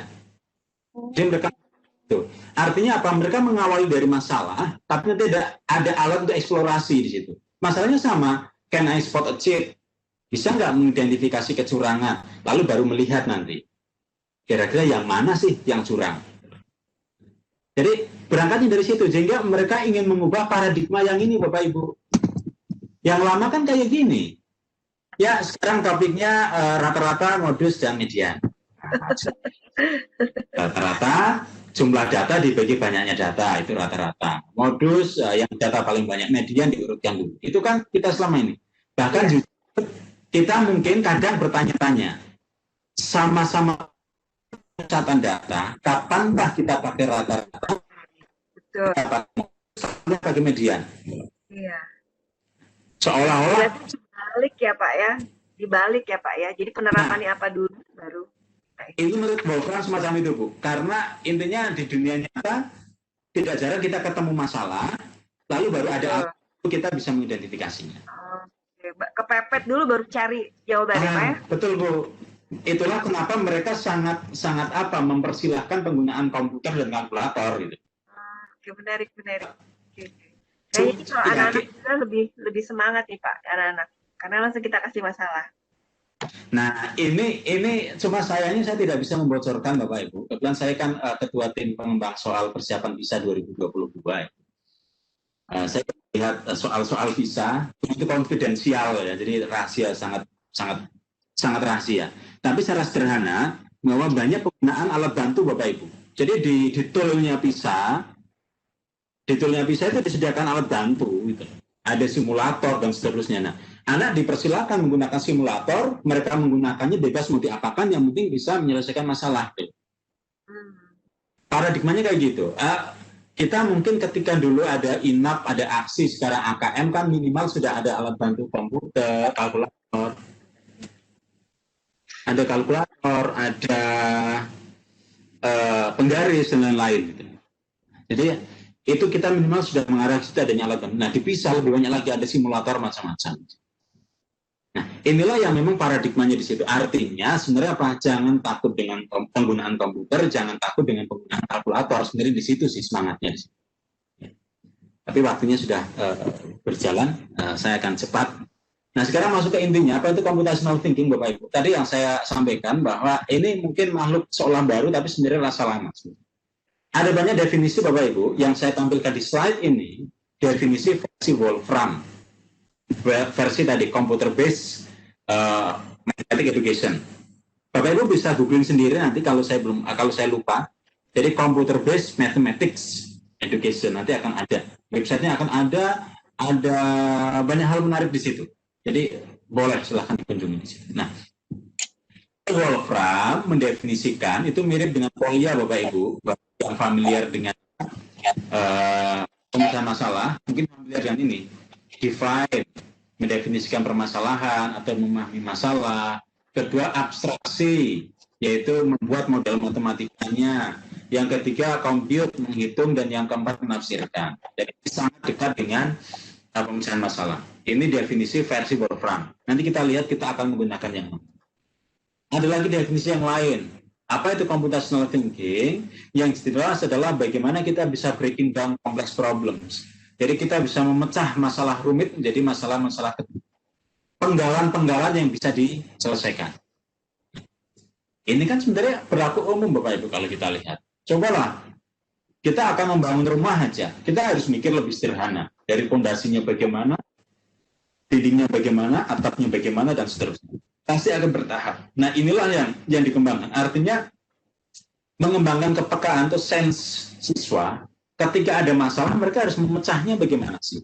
Memotong-motongnya bagaimana? Nah, ini adalah definisi computational thinking. Yang kedua adalah, tadi satu bisa memecah masalah. Yang kedua bisa mengidentifikasi urutan langkah pada penyelesaian masalah.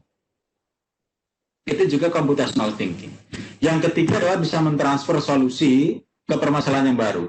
Ketika kita ketemu suatu masalah, kita bisa menerapkannya ke masalah-masalah yang baru.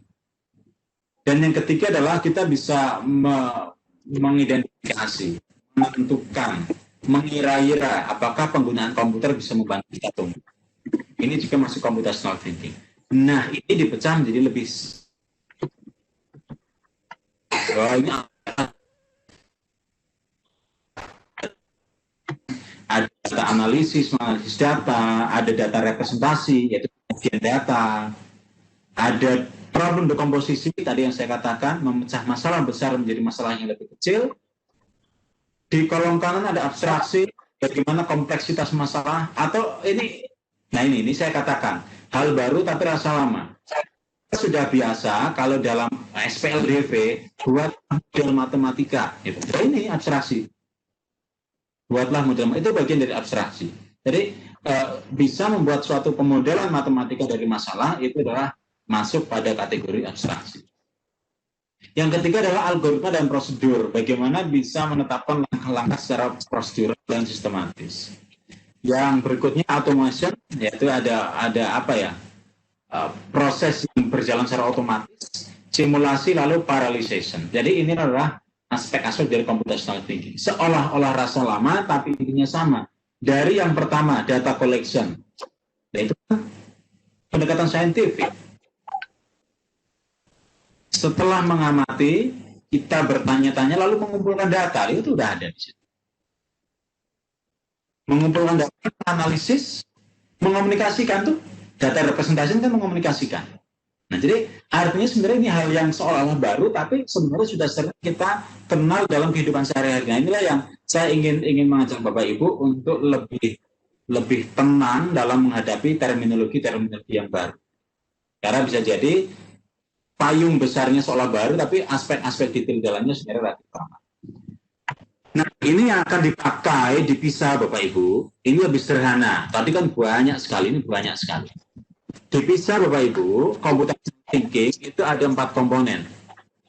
Yang pertama dekomposisi. Kalau Bapak Ibu yang dari matematika, mungkin istilah fungsi F bundaran B, kadang itu. Posisi, atau kalau dalam ranahnya lebih umum, kita membahas membuatannya komposisinya apa saja sih? Artinya kalau kita bicara komposisi, artinya adalah penggabungan, itu komposisi. Dekomposisi pemecahan. Nah, jadi kita memecah, memilah masalah, itu dekomposisi. Aspek yang kedua dari computational thinking adalah pengenalan pola, Bapak Ibu, pattern recognition. Jadi bagaimana kita bisa mengenal suatu pola. Yang ketiga, abstraksi. Tadi, jadi ketika masalah dunia nyata, pelan-pelan kita sederhanakan, sampai akhirnya kita bisa membentuk model matematikanya, atau kita bisa mengetahui konsep matematika yang dibutuhkan. Yang keempat aspeknya adalah algoritma desain. Wah, lihat nih istilahnya rumit-rumit, sebenarnya tidak Bapak Ibu. Bapak Ibu, guru matematika sudah sering ketemu dekomposisi. Contohnya ini Bapak Ibu, kalau ada soal geometri semacam ini, nggak ada itu rumus langsungnya, itu nggak ada. Kalau rumus bangun reguler, kita pasti mengenalnya ya rumus luas persegi panjang, kejar genjang, belah ketupat, layang-layang, persegi, segitiga, dan kawan-kawan. Ataupun nantinya lingkaran. Tapi yang bentuk kayak gini kan nggak ada. Nah, inilah kita mengasah kepekaan siswa, bagaimana mereka bisa memecah suatu masalah menjadi masalah yang lebih sederhana. Artinya bangun yang tidak ada rumus langsungnya bisa kita pecah. Oh, ini ternyata suatu persegi panjang digabungkan dengan 2,5 lingkaran. Setengah lingkarannya ukurannya berbeda-beda. Artinya rumus yang kita pakai adalah panjang kali lebar serta setengah PR kuadrat. Akhirnya dapat rumusnya. Nah, ini dekomposisi. Nah, itu kan bukan hal yang kita tidak sering ketemu semacam itu. Cuma yang dipisah kadang ya soalnya dibuat yang lebih ya, tidak terlihat jelas. Tapi secara proses berpikir kita biasakan untuk bagaimana caranya sih? Caranya adalah ketika ada masalah kita mengajak anak, coba ada nggak bagian dari masalah itu yang kalian familiar? Contohnya di sini. Ada nggak, wah itu lengkung, itu melengkung. Oh, melengkung, ditanya luas, berarti ya kira-kira lingkaran lah di situ. Nah, akhirnya dikaitkan satu sama lain.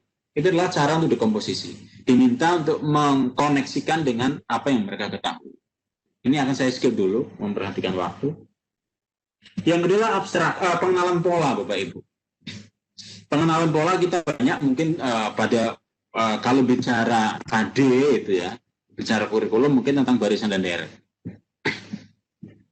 Dan ini sebenarnya apa? Bapak Ibu, ini sebenarnya adalah kemampuan yang sangat penting. Ini ada di pendekatan saintifik kok, bahwa setelah mengamati suatu masalah, bertanya-tanya, kalau datanya kurang maka kumpulkan data baru menalar. Nah, salah satu cara untuk menalar adalah dengan melihat pola yang ada. Oke, sekarang saya akan berpindah lagi. Contoh lain dari pola, bahwa yang namanya pola itu tidak sekedar bukan sekedar barisan dan deret, itu lebih luas. Itu ada, sebentar, saya share dulu.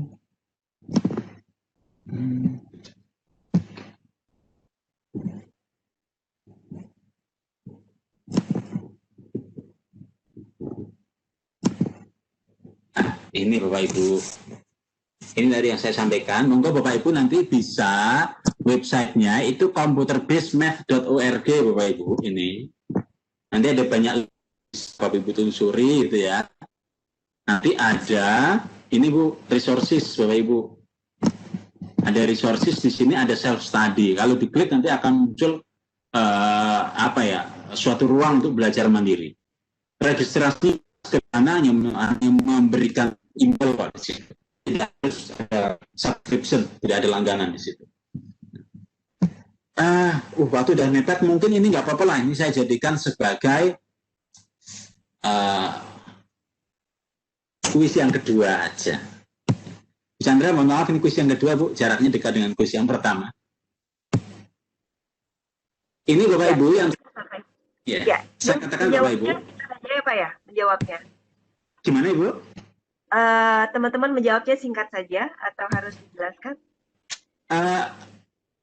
Mungkin ini saya coba cara jelaskan. Berarti gimana Bu? Lisan? Atau gimana? Mungkin teman-teman menulis kata kuncinya, mungkin kalau disuruh menjelaskan raise hand untuk kami buka ininya. Oke. Speakernya. Baik Ibu. Tadi pertanyaan yang pertama itu berkaitan dengan dapatkah mengidentifikasi kecurangan. Tadi kan saya katakan sebenarnya konsep apa saja. Kata saja itu menunjukkan bahwa ada beberapa konsep yang mungkin bisa dipakai. Tadi saya pakai cara yang sederhana, karena kasusnya adalah nilai. Kita punya rekap daftar nilai siswa dalam satu kelas, maka untuk mengidentifikasi ada kecurangan atau tidak, cara awalnya melihatnya dengan bagaimana penyebaran datanya di situ. Kata saja, sekali lagi, bisa jadi ada konsep yang berbeda. Nah ini modul yang ada di website tadi, kalau Bapak Ibu kunjungi adalah Can I Spot a Cheat? Dapatkah saya mengidentifikasi adanya kecurangan atau adanya data yang salah? Bapak Ibu, ini pura-puranya gini, ada seorang guru dan seorang siswa. Mereka melempar koin sebanyak 100 kali, flipping koin, jadi tossing ya, jadi melempar koin sebanyak 100 kali. Ini ada 10 baris, ada 10 kolom ya, jadi gampangnya itu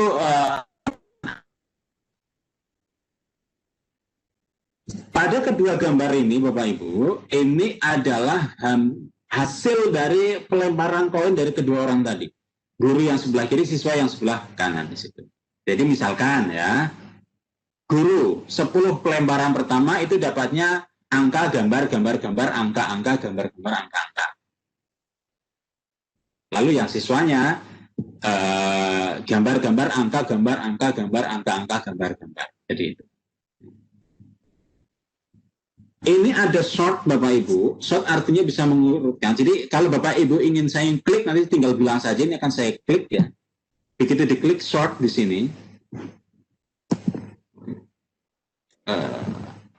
Ini kelihatannya ada error. Nah ini, begitu diklik sort akan semacam ini. Jadi dikelompokkan. Yang angka ya dengan angka, yang gambar dengan gambar. Jadi semacam ini. Oke, jadi penyajian datanya bisa semacam ini. Nanti Bapak Ibu akan saya tunjukkan kedua tampilan short. Pertanyaannya sederhana. Menurut orang, menurut pakar, ini curiga itu.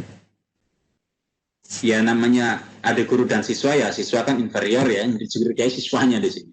Sehingga pertanyaannya adalah, apakah menurut saya data yang dilaporkan siswa pada kolom kanan itu fake atau real? Asli atau palsu? Ya, nanti Bapak Ibu silahkan. Oh ini bisa sih, mungkin yang agak panjang ketika jawabannya aja. Nanti kalau ada penjelasannya aja. Nanti mungkin dari chat saja, nanti kalau ada yang jawaban benar dan tadi ketentuannya tercepat, maka akan kami beri kesempatan untuk menjelaskan. Bapak Ibu, silakan dicermati dulu yang ini sebelum saya short. Jadi ini Bapak Ibu silakan. Pertama mungkin bisa dilihat.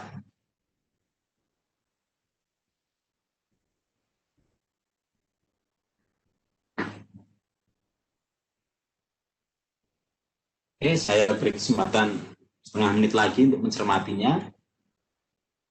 Mau menghitung boleh nggak apa-apa. Kalau 1 menit mungkin ya, misalkan baris atas. Ini fokus siswanya aja ya, pertanyaan siswanya aja nggak apa-apa.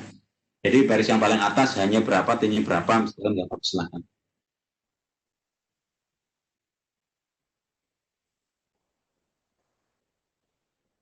Sudah ada dua yang menjawab, Pak. Oh ya, saya belum buka chat sebentar. Ya, Ibu Yohana lebih awal, kemudian. Oke. Mungkin langsung aja ya Bu ya. Ini udah jam 8:30 ya. Oke, sebentar. Ibu Yohana saya nyalakan ininya ya. Sebentar. Ini salah satu benar ini. Ya pasti karena kan cuma ya. Jadi gimana Pak? Yang benar jawabannya Pak Wahid. Oh ya Pak Wahid. Oke, saya nyalakan. Mungkin kita harus dengar dulu alasannya ya Pak ya. Iya betul. Jadi mohon Pak Wahid untuk berbagi. Nah, saya nyalakan dulu ininya. Pak Wahid.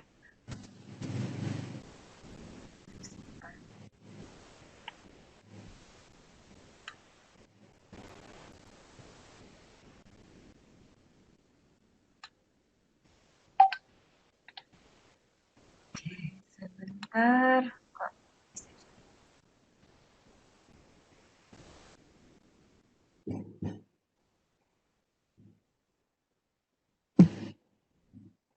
Ya, Pak Wahid sudah bisa nyalakan ini. Silakan Pak Wahid. Ya, silakan Pak Wahid untuk menyampaikan alasannya mengapa fake. Jumlah antara gambar sama angka itu sama. Oke, kenapa fake Pak kalau sama Pak? Bukankah kalau bicara peluang itu memang setengah?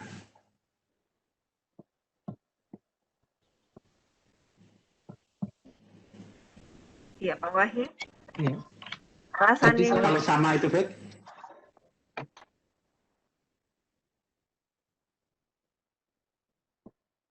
Halo Pak Wahid. Iya. Iya, menurut Bapak mengapa? Kalau acak kan nggak sama. Kalau acak. Walaupun misalnya kebetulan Pak, apakah tidak mungkin Pak? Kalau siswanya melambungkan poinnya secara acak kan nggak sama. Ya. Tidak mungkin sama. Mungkin kita Pak Riyadi? Iya.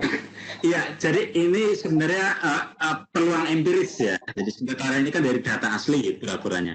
Maka memang ketika di kecenderungan, ini kan bukan kepastian sebenarnya, ini kecenderungan. Makanya I think kan kecenderungan. Betul, kecenderungannya adalah fake. Satu karena betul-betul 50-50. Yang kedua, polanya terlalu teratur sebenarnya. HHT, jadi kayak teratur sekali. Beda dengan yang guru itu. Kadang sekian kali dapatnya angka semua.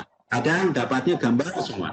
Nah, jadi ini betul. Jadi Pak Wahid, Bu Chandra yang beruntung mendapatkan door prize. Pak Wahid.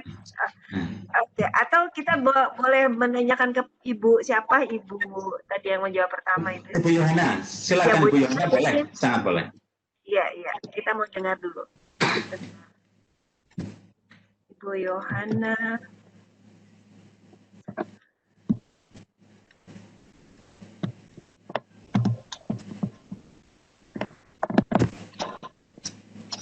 Ya, kita ada sudah 70. Ibu Yohana sebentar. Yohana Kristian. Ya. Bu Yohana Kristian ya, Pak ya? Iya, tadi sebenarnya Bu, saya harus buka chat. Oke. Yohana Kristian, betul. Saya agak susah. Ya, silakan Bu Yohana. Menurut Ibu gimana alasannya? Karena baik fake atau bukan fake, pasti alasan itu yang penting. Ibu Yohana? Ya. Tadi saya jawabnya itu sangat real, cuma lihat dari polanya, ya. Iya, melihat dari mana Ibu? Iya, tadi cuma lihat dari polanya, saya lihat kok kayaknya agak merata setengah-setengah, terus akhirnya kayaknya real. Terus sedangkan kalau lihat yang bagian sebelahnya yang hijaunya itu kecenderungannya lebih ke tilnya ya.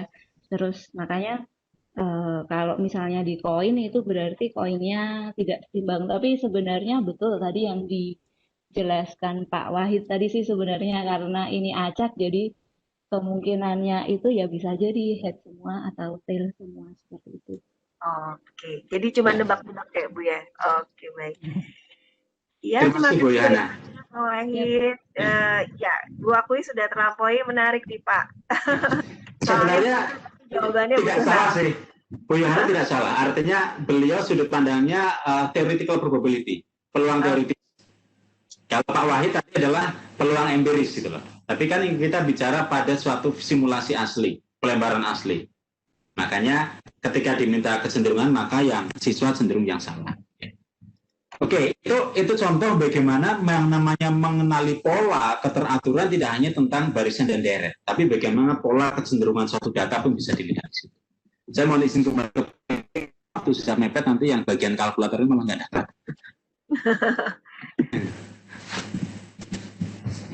Ini sudah akan saya skip ya. Jadi intinya adalah biasalah sederhananya pada aljabar itu banyak penggunaan abstraksi di situ. Yang terakhir adalah desain algoritma, yaitu bagaimana bisa menjelaskan alur-alur penyelesaian masalah secara terstruktur, algoritmik sekali. Nah ini juga bagian dari berpikir komputasional. Nah, sekarang saya ingin, maaf, karena belum slide. Saya ingin garis bawahi bahwa tadi kan PISA mengatakan bahwa apa yang baru pada PISA 2021 adalah adanya computational thinking. Lalu apa sih yang sebenarnya fasilitasnya apa? Nah, tadi ya sudah saya katakan bahwa mereka sebenarnya menyediakan simulator yang embedded ya, terintegrasi pada soal. Cuma kebetulan yang soal semacam itu tidak ada versi rilis sehingga tidak berani saya tampilkan. Sehingga apa yang saya ambil adalah soal-soal yang sederhana, tetapi sebenarnya bisa mengarah pada kemampuan berpikir komputasi.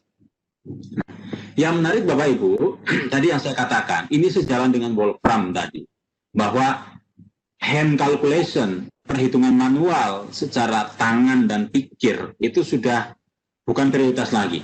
Oleh karena itu kalau kita cermati, di PISA itu ada tool itu, kalkulator. Kalkulator ini memang sederhana Bapak Ibu, semacam tampilannya, jadi memang tidak terlalu advance, bukan yang scientific, artinya memang kita perlu bagaimana mengoptimalkan kalkulator yang fiturnya terbatas untuk menyelesaikan soal. Tapi yang menarik adalah apa? Dengan fitur yang terbatas, kita bisa eksplorasi sejauh apa. Kembali ke soalnya Bapak Ibu, kalau kita cermati, soal PISA itu stylenya pasti ada 2 kolom Bapak Ibu. Kolom sebelah kanan itu adalah stemnya, stimulusnya, informasi pengantarnya. Lalu kolom yang sebelah kirinya adalah pertanyaannya. Itu pada soal the beauty of power, indahnya perpangkatan di sini. Pada stimulus, pada stemnya, itu diberikan definisi pangkat. Gitu. Bahwa 8 kali 8 kali 8 kali 8 itu sama dengan 8 pangkat 4. 7 kali 7 kali 7 kali 7 kali 7 kali 7 itu disebut atau bisa disingkat dengan 7 pangkat 6.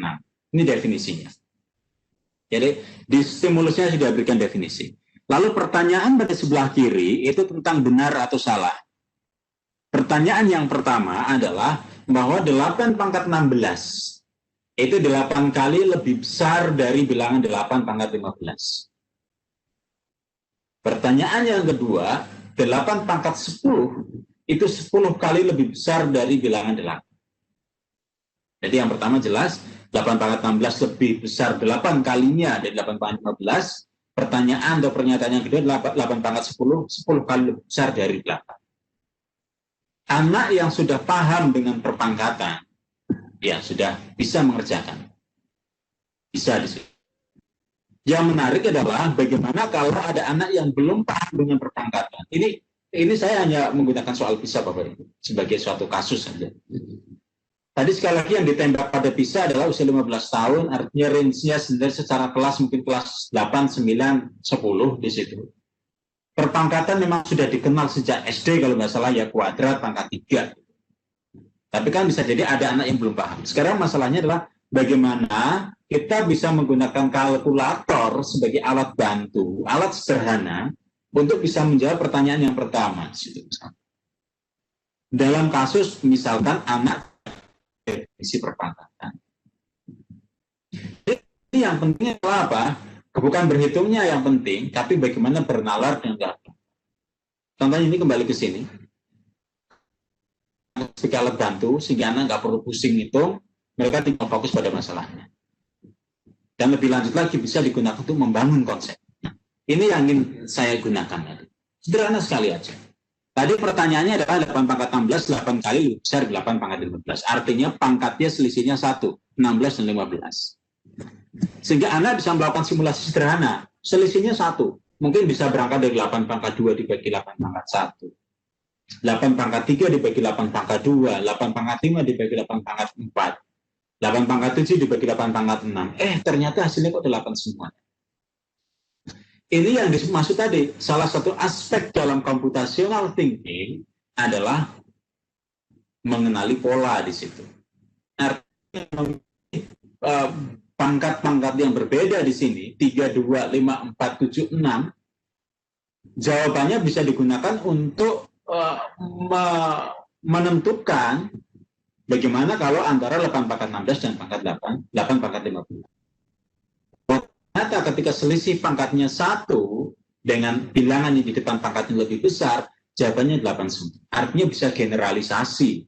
Sehingga betul bahwa 8 pangkat 16 itu 8 kali lebih besar dari 8 pangkat 15. Kita mungkin berargumen, Pak, itu berarti kan induktif sekali.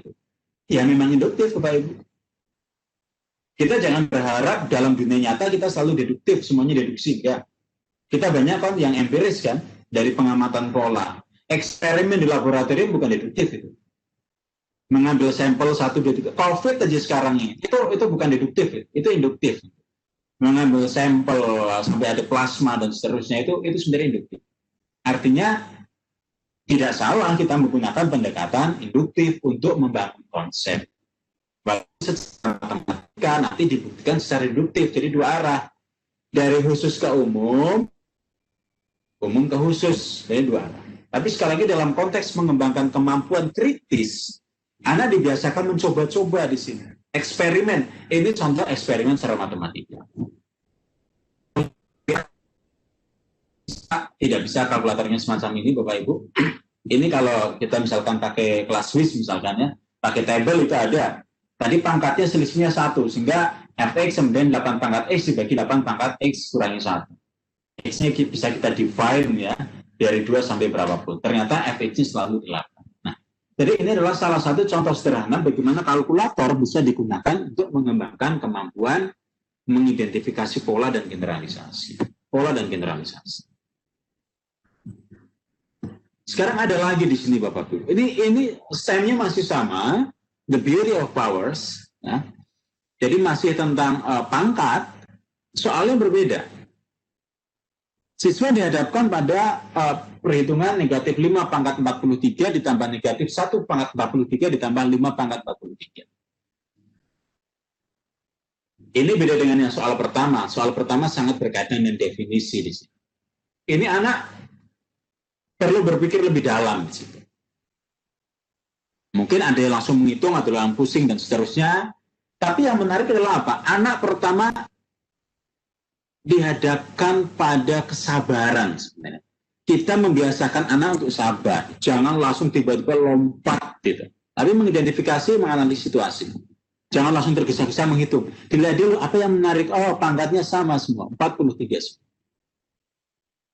Jadi kita biasakan anak untuk jeli. Ingat 5M, pendekatan saintifik. Yang pertama adalah mengamati di situ. Mengamati bukan membaca, Bapak Ibu. Jadi kalau M yang pertama bukan sekedar mengamati, bacalah soal. Enggak, bukan bacalah soal. Tapi betul-betul menyelami apa yang ada. Jadi, 43-nya ada semua. Sama semua. Apalagi yang menarik. Oh, yang paling depan negatif 5, yang paling belakang 5. Berarti apa? Oh, lawannya itu. Negatifnya ini lawannya. Inverse-nya dulu untuk operasi penjumlahan. Tengahnya apa? Negatif 1. Artinya sudah melihat pola-pola atau hal-hal menarik pada data. Kalau menghitung silahkan. Anak kan tidak bisa, kalkulatornya terbatas. Sekarang bagaimana untuk menyelesaikannya? Ya sudah, polanya kan sama. Basisnya negatif 5, negatif 1, dan 5. Pangkatnya sama semua. Ya sudah, kita coba-coba aja. Negatif 5 pangkat 7 tambah negatif 1 pangkat 7 tambah 5 pangkat 7. Ketemunya negatif 1. Ketika pangkat, ini salah ini. Ini harusnya 9, maaf. Ya kebetulan tidak mengubah hasil ya, tapi ini harusnya 9. Yang kedua negatif 5 pangkat 9, negatif 1 pangkat 9, 5 pangkat 9, ketemunya negatif 1. Yang terakhir ketemunya juga negatif 1. Artinya apa? Jawabannya yang A. Anda tidak perlu menghitung sampai pangkat 43. Anda hanya diajak untuk melihat pola yang ada. Sekali lagi, kalau anak belum cukup kritis, bisa mencermati bahwa negatif 5 pangkat 43 dan 5 pangkat 43 kanselasi, saling membatalkan satu sama lain, ketemunya 0. Sehingga tinggal negatif 1 pangkat 43. Oh ya, negatif 1. Kalau anak belum sampai berpikir se-advance itu, selanjut itu, maka bisa dengan coba-coba. Bukan trial and error ya, trial and refine. Jadi mencoba dan memperbaiki. Trial and error kan kelihatannya kan mencoba salah, mudah salah. Tapi trial and refine, mencoba lalu diperbaiki, itu adalah lebih penting. Jadi menggunakan kalkulator. Sekali lagi, kalau anak belum sampai logiknya, nalarnya untuk melakukan kanselasi suku pertama dan suku terakhir. Ini kalau mau lebih advance ya nggak apa-apa. Kalau mau lebih yakin datanya lebih banyak, pakai aja aljabar. Negatif 5 pangkat X, tambah negatif 1 pangkat X, ditambah 5 pangkat X, X silahkan di-generate sebanyak mungkin. Hasilnya negatif 1 semua. Pak, induktif? Ya nggak masalah induktif, tapi masih bisa generalisasi di sini. Ini menggunakan fitur kalkulator yang sederhana. Bukan kalkulator Bapak Ibu. Ini ada contoh lain dari PISA. Ini menarik sekali.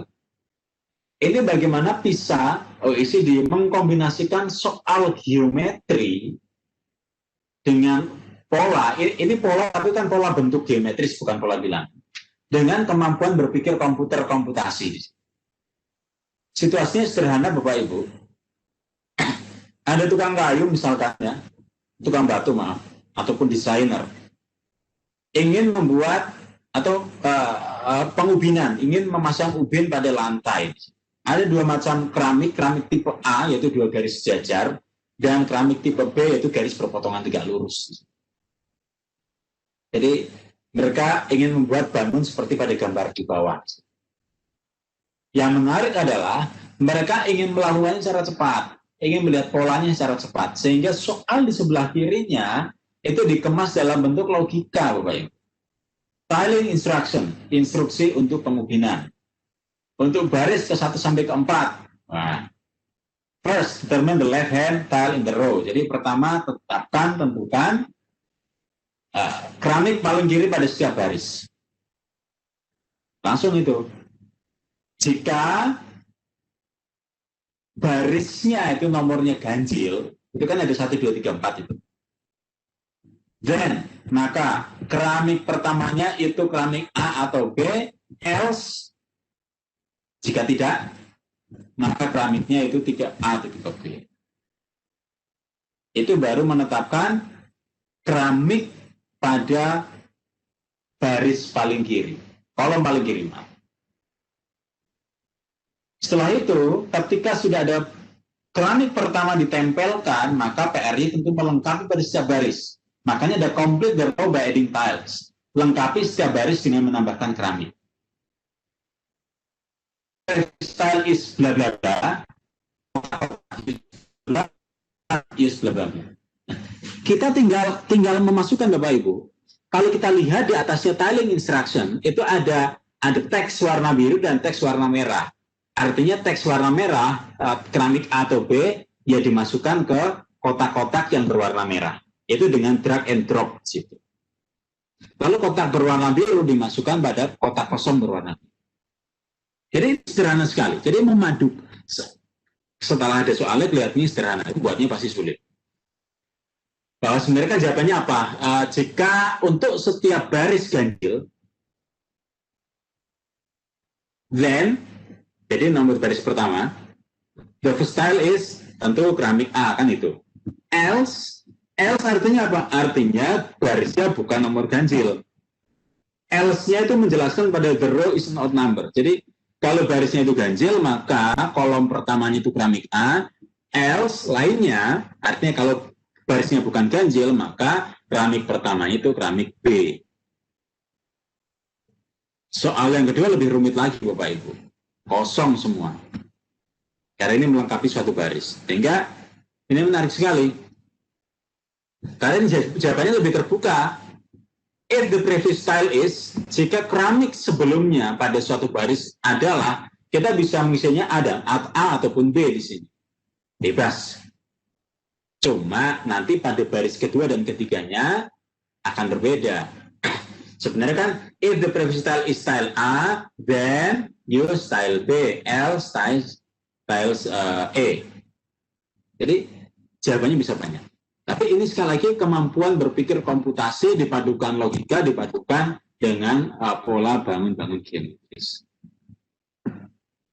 Ini ada lagi Bapak Ibu, computational thinking. Ini mungkin kalkulator bisa, tapi akan lebih rumit. Ini akan lebih mudah dengan pengamatan pola Bapak Ibu. Pada stem sebelah kanan diberikan bilangan pangkat dengan basis 7. Pangkat 1 hasil pangkat 2 digit terakhirnya 9, 7 pangkat 3 digit terakhirnya 3, dan seterusnya. Sehingga ditanyakan adalah berapa digit terakhir 7 pangkat 190. Ini menyelesaikannya tentu dengan pola di situ.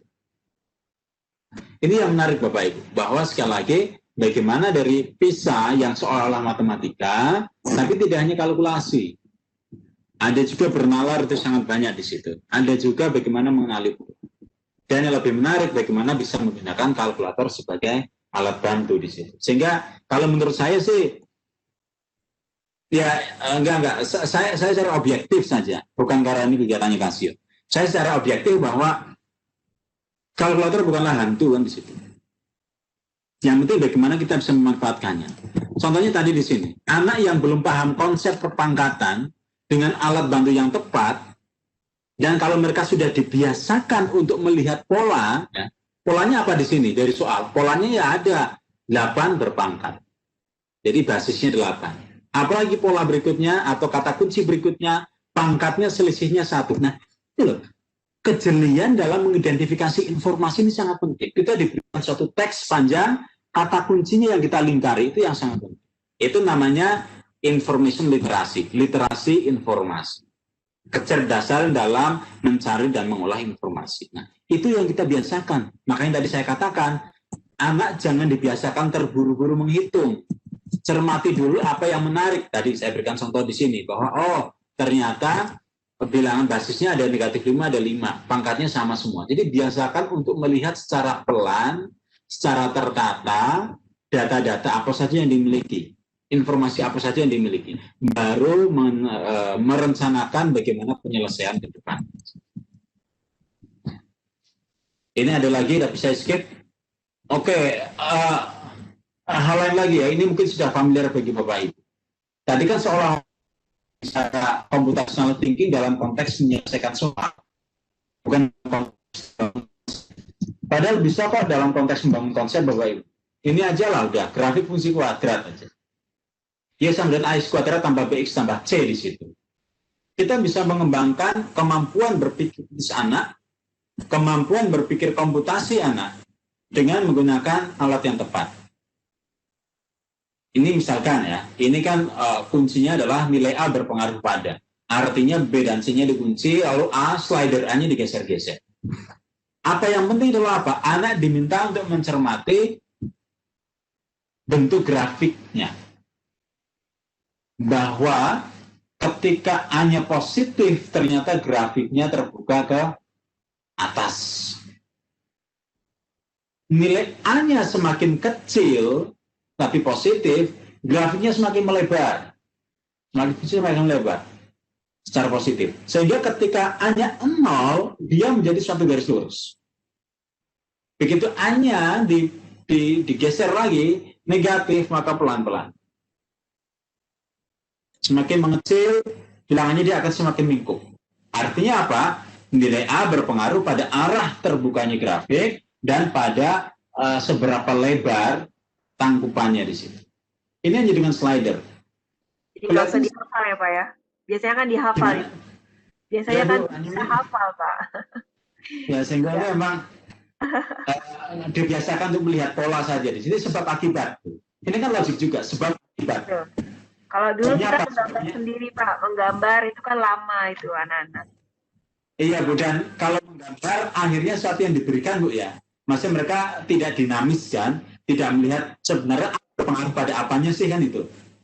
Karena tiba-tiba ya produk jadi. Nah sekarang mumpung banyak alat gitu, maka bisa kita optimalkan. Sama halnya dengan ketika B misalkan, B berpengaruh pada apa? Wah rumit.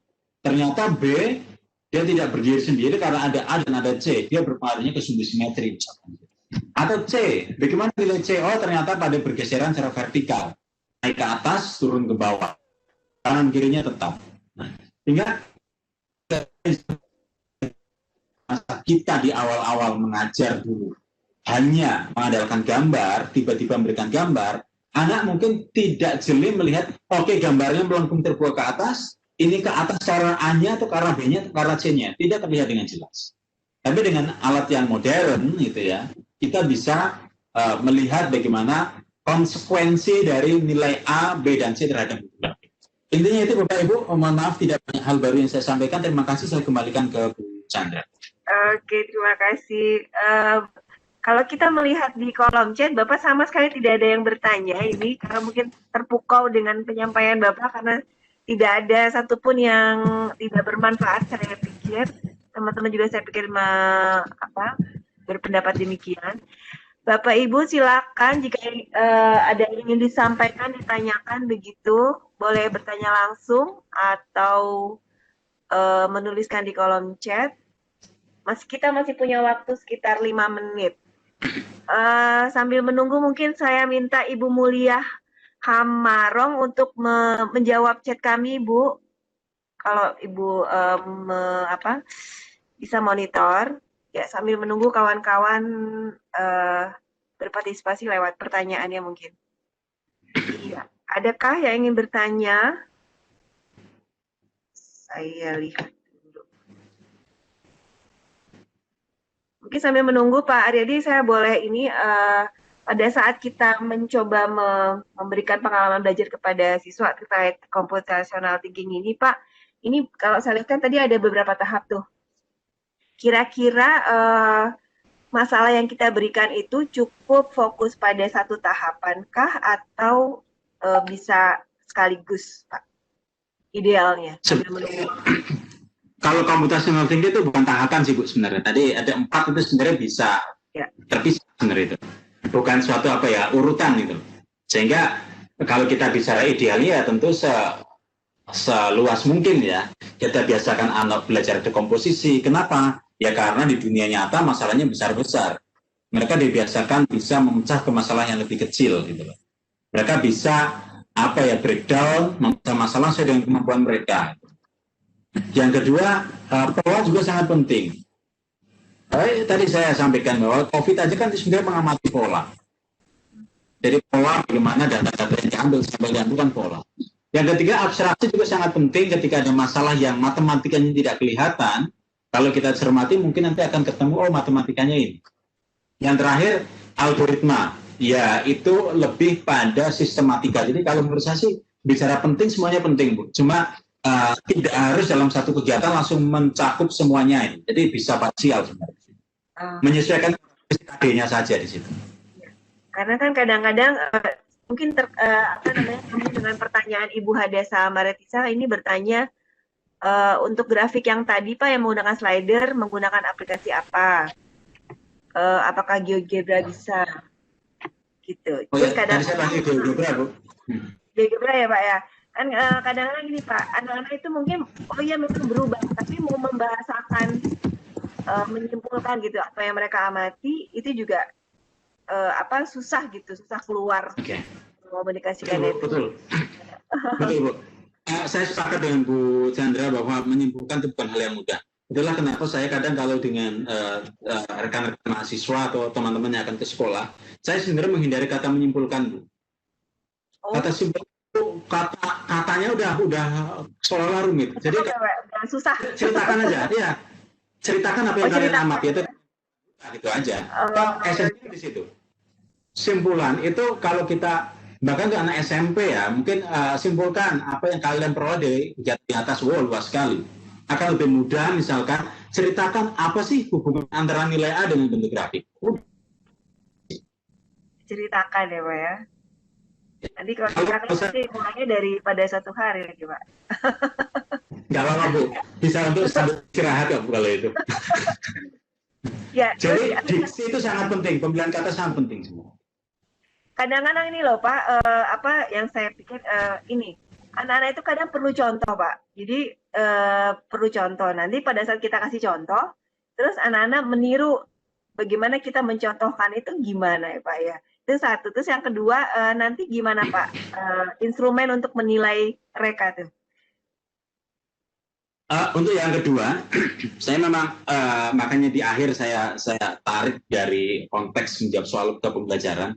Saya memang agak-agak sementara masih agak menghindari dengan pengukuran itu sebenarnya. Jadi kita memang fokus pada pembiasaan aja. Nah, tentang mencontoh, kalau bagi saya sebenarnya nggak masalah gue yang mencontoh.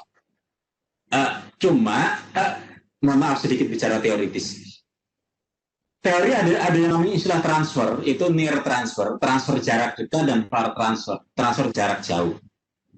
Dalam konteks belajar itu nggak apa-apa, anak pertama melakukan transfer jarak dekat. Artinya diberikan contoh, diberikan soal-soal yang agak dekat dengan contoh. Tapi secara bertahap, kemiripan soalnya dengan contoh semakin dikurangi. Jadi, nggak masalah sih, itu bagian dari proses kalau menurut saya melihat contoh itu bagian dari proses. Berlaku ZPD Pak ya, zona proximal. Betul sekali itu. Oke, terus yang kedua Pak, mengenai instrumen untuk menilai gimana Pak? Ya, itu tadi saya sampaikan bahwa saya sebenarnya menghindari konteks menilai. Iya, artinya saya memang dalam tahap awal ini kita lebih pada pembiasaan dulu. Namun kalau memang kita sangat perlu untuk mengukur, ya misalkan tadi dekomposisi aja. Instrumen itu harus sangat pas. Misalkan tadi kita memberikan satu soal tentang dekomposisi yang pecah, lalu kita melihat aspek-aspek yang pecah. Contohnya tadi yang bangun lingkar, setengah lingkaran dan persegi panjang. Udah. Jadi kuncinya di situ sih. Dari computational thinking-nya apa, lalu kita buat soal yang nggak mirip. Oke. Jadi kayaknya kita guru-guru nih yang harus merevolusi diri dulu nih Pak. Tidak mulai dari, ayo kita belajar ini dulu, tapi langsung masalah. Keren banget. Bapak ada yang bertanya nih Pak, Ibu Fitri Hafsah, bagaimana cara yang paling mudah untuk mengenalkan atau mengasah kemampuan computational thinking siswa? Apa model soal-soal atau apakah ada model pembelajaran yang paling cocok dan mudah untuk mengasah kemampuan ini? Iya, saya sapa dulu ini Mbak Pipit, ini bimbingan tesis saya, bimbingan saya ini. Masih kayak ini Mbak Pipit ya. Kalau bicara paling mudah, tadi kuncinya yang disampaikan Bu Sandra tadi, CPD. Jadi saya tipe orang yang tidak mengatakan ada hal yang paling mudah ataupun paling efektif. Gitu. Karena yang paling penting itu adalah sesuai dengan karakter siswa. Pertama di situ dulu. Jadi kalau kata paling, saya memang agak menghindari kata paling di situ. Yang penting adalah gini, kita coba berbagai macam pendekatan. Bisa dari soal, atau bisa dari pembelajaran. Tadi contoh, makanya tadi saya berikan ada pendekatan soal, ada pendekatan pembelajaran dengan menggunakan GeoGebra. Jadi menurut saya kita dekati secara komprehensif. Soal itu penting, kenapa? Kita mayoritas di Indonesia itu soal oriented, kita berorientasi pada soal. Pembelajaran pada akhirnya ngalah pada ujian nasional, Pak. Ya, kalau menurut saya bukan yang paling mudah, Bu, ya, tapi adalah kita dekati dari arah sekomprehensif mungkin. Ada dari soal, ada dari model pembelajaran. Yang paling penting adalah tadi yang mirip ditanyakan Bu Chandra. Menurut saya kita jangan ambisius harus mencakup empat-empatnya dalam satu soal, dalam satu model pembelajaran. Karena yang namanya karakteristik KD itu sangat penting, sangat berperan di situ. Geometri misalkan tadi, banyak sekali itu dekomposisinya, banyak sekali. Itu banyak sekali. Jadi ya, tapi abstraksi ya mungkin akan lebih fleksibel ketika dalam aljabar di situ.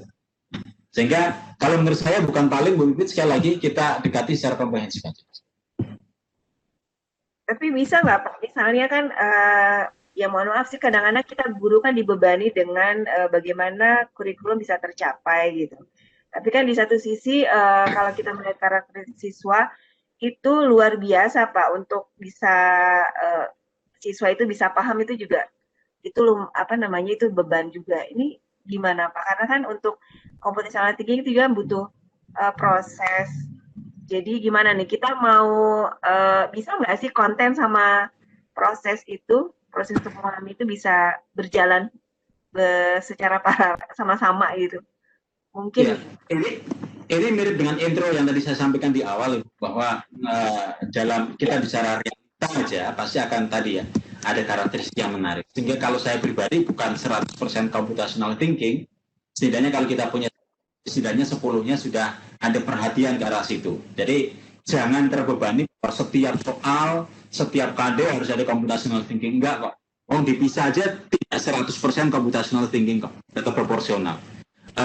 Yang penting menurut saya adalah tetap biasakan, berikan ruang bagi anak untuk berpikir gitu loh. Jadi makanya tadi saya katakan the way of thinking. Terlepas labelnya nanti computational thinking, labelnya itu berpikir kritis gitu lah. Tapi kalau bisa tetap diusahakan ada ruang-ruang yang memungkinkan mereka menganalisis. Jadi sederhananya mungkin C4-nya lah sudah mulai diaktifkan. Pakai kata mengapa gitu Pak ya. Mengapa? Betul Bu. Bapak Ibu, itu kalau kita bicara teoritis ya, itu ada yang namanya Socratic question ya, pertanyaan Socrates gitu. Itu terinspirasi dari filosof.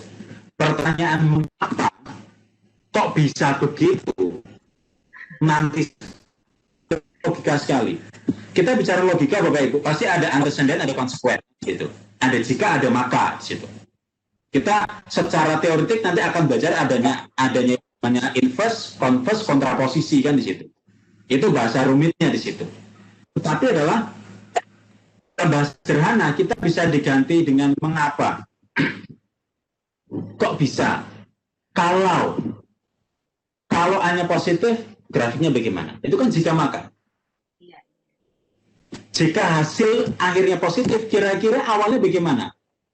Itu artinya kan kita berbalik, diketahui akibatnya, diminta mengidentifikasi sebabnya, dan diberikan sebabnya. Jadi betul Bu Chandra tadi, mengapa itu cara sederhana sebenarnya untuk mengajak anak berpikir lebih dalam. Walaupun mungkin kalau bicara soalnya tidak rumit-rumit sekali, tapi ketika mereka dipaksa untuk meta tadi, to act tadi, mikir kembali dengan mengapa, itu akan pelan-pelan insya Allah akan berimbas pada the way of thinking-nya yang berubah.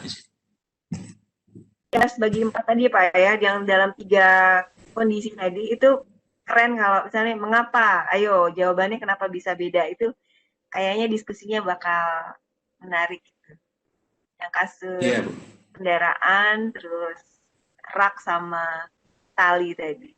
Iya, cuma ya menurut saya jangan terbebani di setiap pertemuan semacam itulah, kita realitas sebenarnya di situ. Ya, kadang-kadang kita ini juga. Iya sih, betul. Apalagi yang barusan selesai kuliah atau ya seperti sekarang kami dapat materi baru sama Bapak, itu kayaknya masih hangat, langsung diterapkan. Nggak boleh gitu ya Pak ya, harus menyesuaikan dengan karakteristik siswa.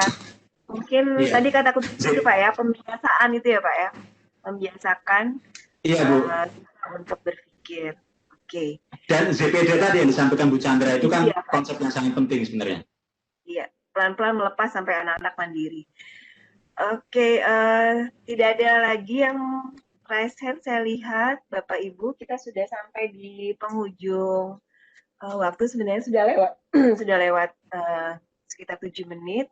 Tidak ada lagi yang bertanya. Mungkin Bapak bisa closing statement mungkin Pak. Ini Pak Sumarjianto udah dijawab ya? Gimana? Pertanyaan dari Bapak Sumarjianto. Bentar. Ya? Di all panelist. Oh iya masih ada satu. Oh iya saya tidak lihat Mbak, sorry. Satu lagi. Masih ada satu Pak Aryadi. Mana Bu ya? Pak Sumarjianto, ya Pak Sumarjianto Hasan Makatita. Metode apa yang dapat digunakan untuk meningkatkan kemampuan literasi matematika siswa, khususnya bagi siswa yang minat dan kemampuan membacanya sangat rendah? Oke. Menarik sekali. Pertama, literasi matematika adalah menerapkan matematika. Itu pertama di situ. Maka sangat dekat dengan masalah dunia nyata. Itu pertama. Yang kedua, masalah dunia nyata kan tidak hanya teks, Bapak. Kita bisa menggunakan ilustrasi, gambar. Jadi kalau kita bisa memberikan visualisasi non-teks, itu bisa kok dipakai. Jadi kalau siswa kita masih terbatas minat maupun kemampuan membacanya, maka kita minimalisir teks dan kita ganti dengan representasi visual lain. Itu Pak. Gambar, grafik, jadi nanti teksnya sedikit aja, lebih banyak bicara melalui grafik atau gambar. Itu bisa Pak. Iya. Oke, berarti itu ya Bapak bisa diilustrasikan dengan gambar. Nah, ada lagi yang bertanya.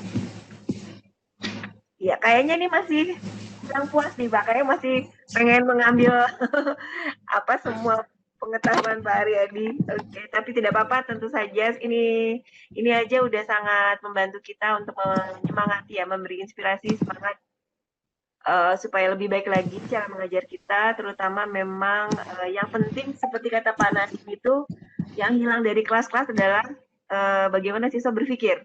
Itu kadang-kadang yang kita lupakan. Ya Pak, kembali lagi di penjung waktu ini kami meminta Bapak untuk memberikan closing statement. Bawahi penyampaian Bapak. Mungkin lebih ke apresiasi ya. Artinya Bapak Ibu sudah bisa menarik kesimpulan masing-masing. Saya harap ini Bapak Ibu ikut kegiatan ini malam, bahkan kalau yang di teman-teman Indonesia Timur lebih malam lagi itu jam. Iya. Ya. Artinya itu ada semangat yang sangat positif. Dan insya Allah semangat tadi kalau Bapak Ibu tetap konsisten dan dibawa di kelas akan menularkan semangat positif juga bagi siswa. Jadi saya tidak closing statement ke arah konten saya, tapi apresiasi ke Bapak Ibu semua. Dan juga ke Bu Chandra dan tim dan Kasio, itu sangat luar biasa. Luar biasa sekali.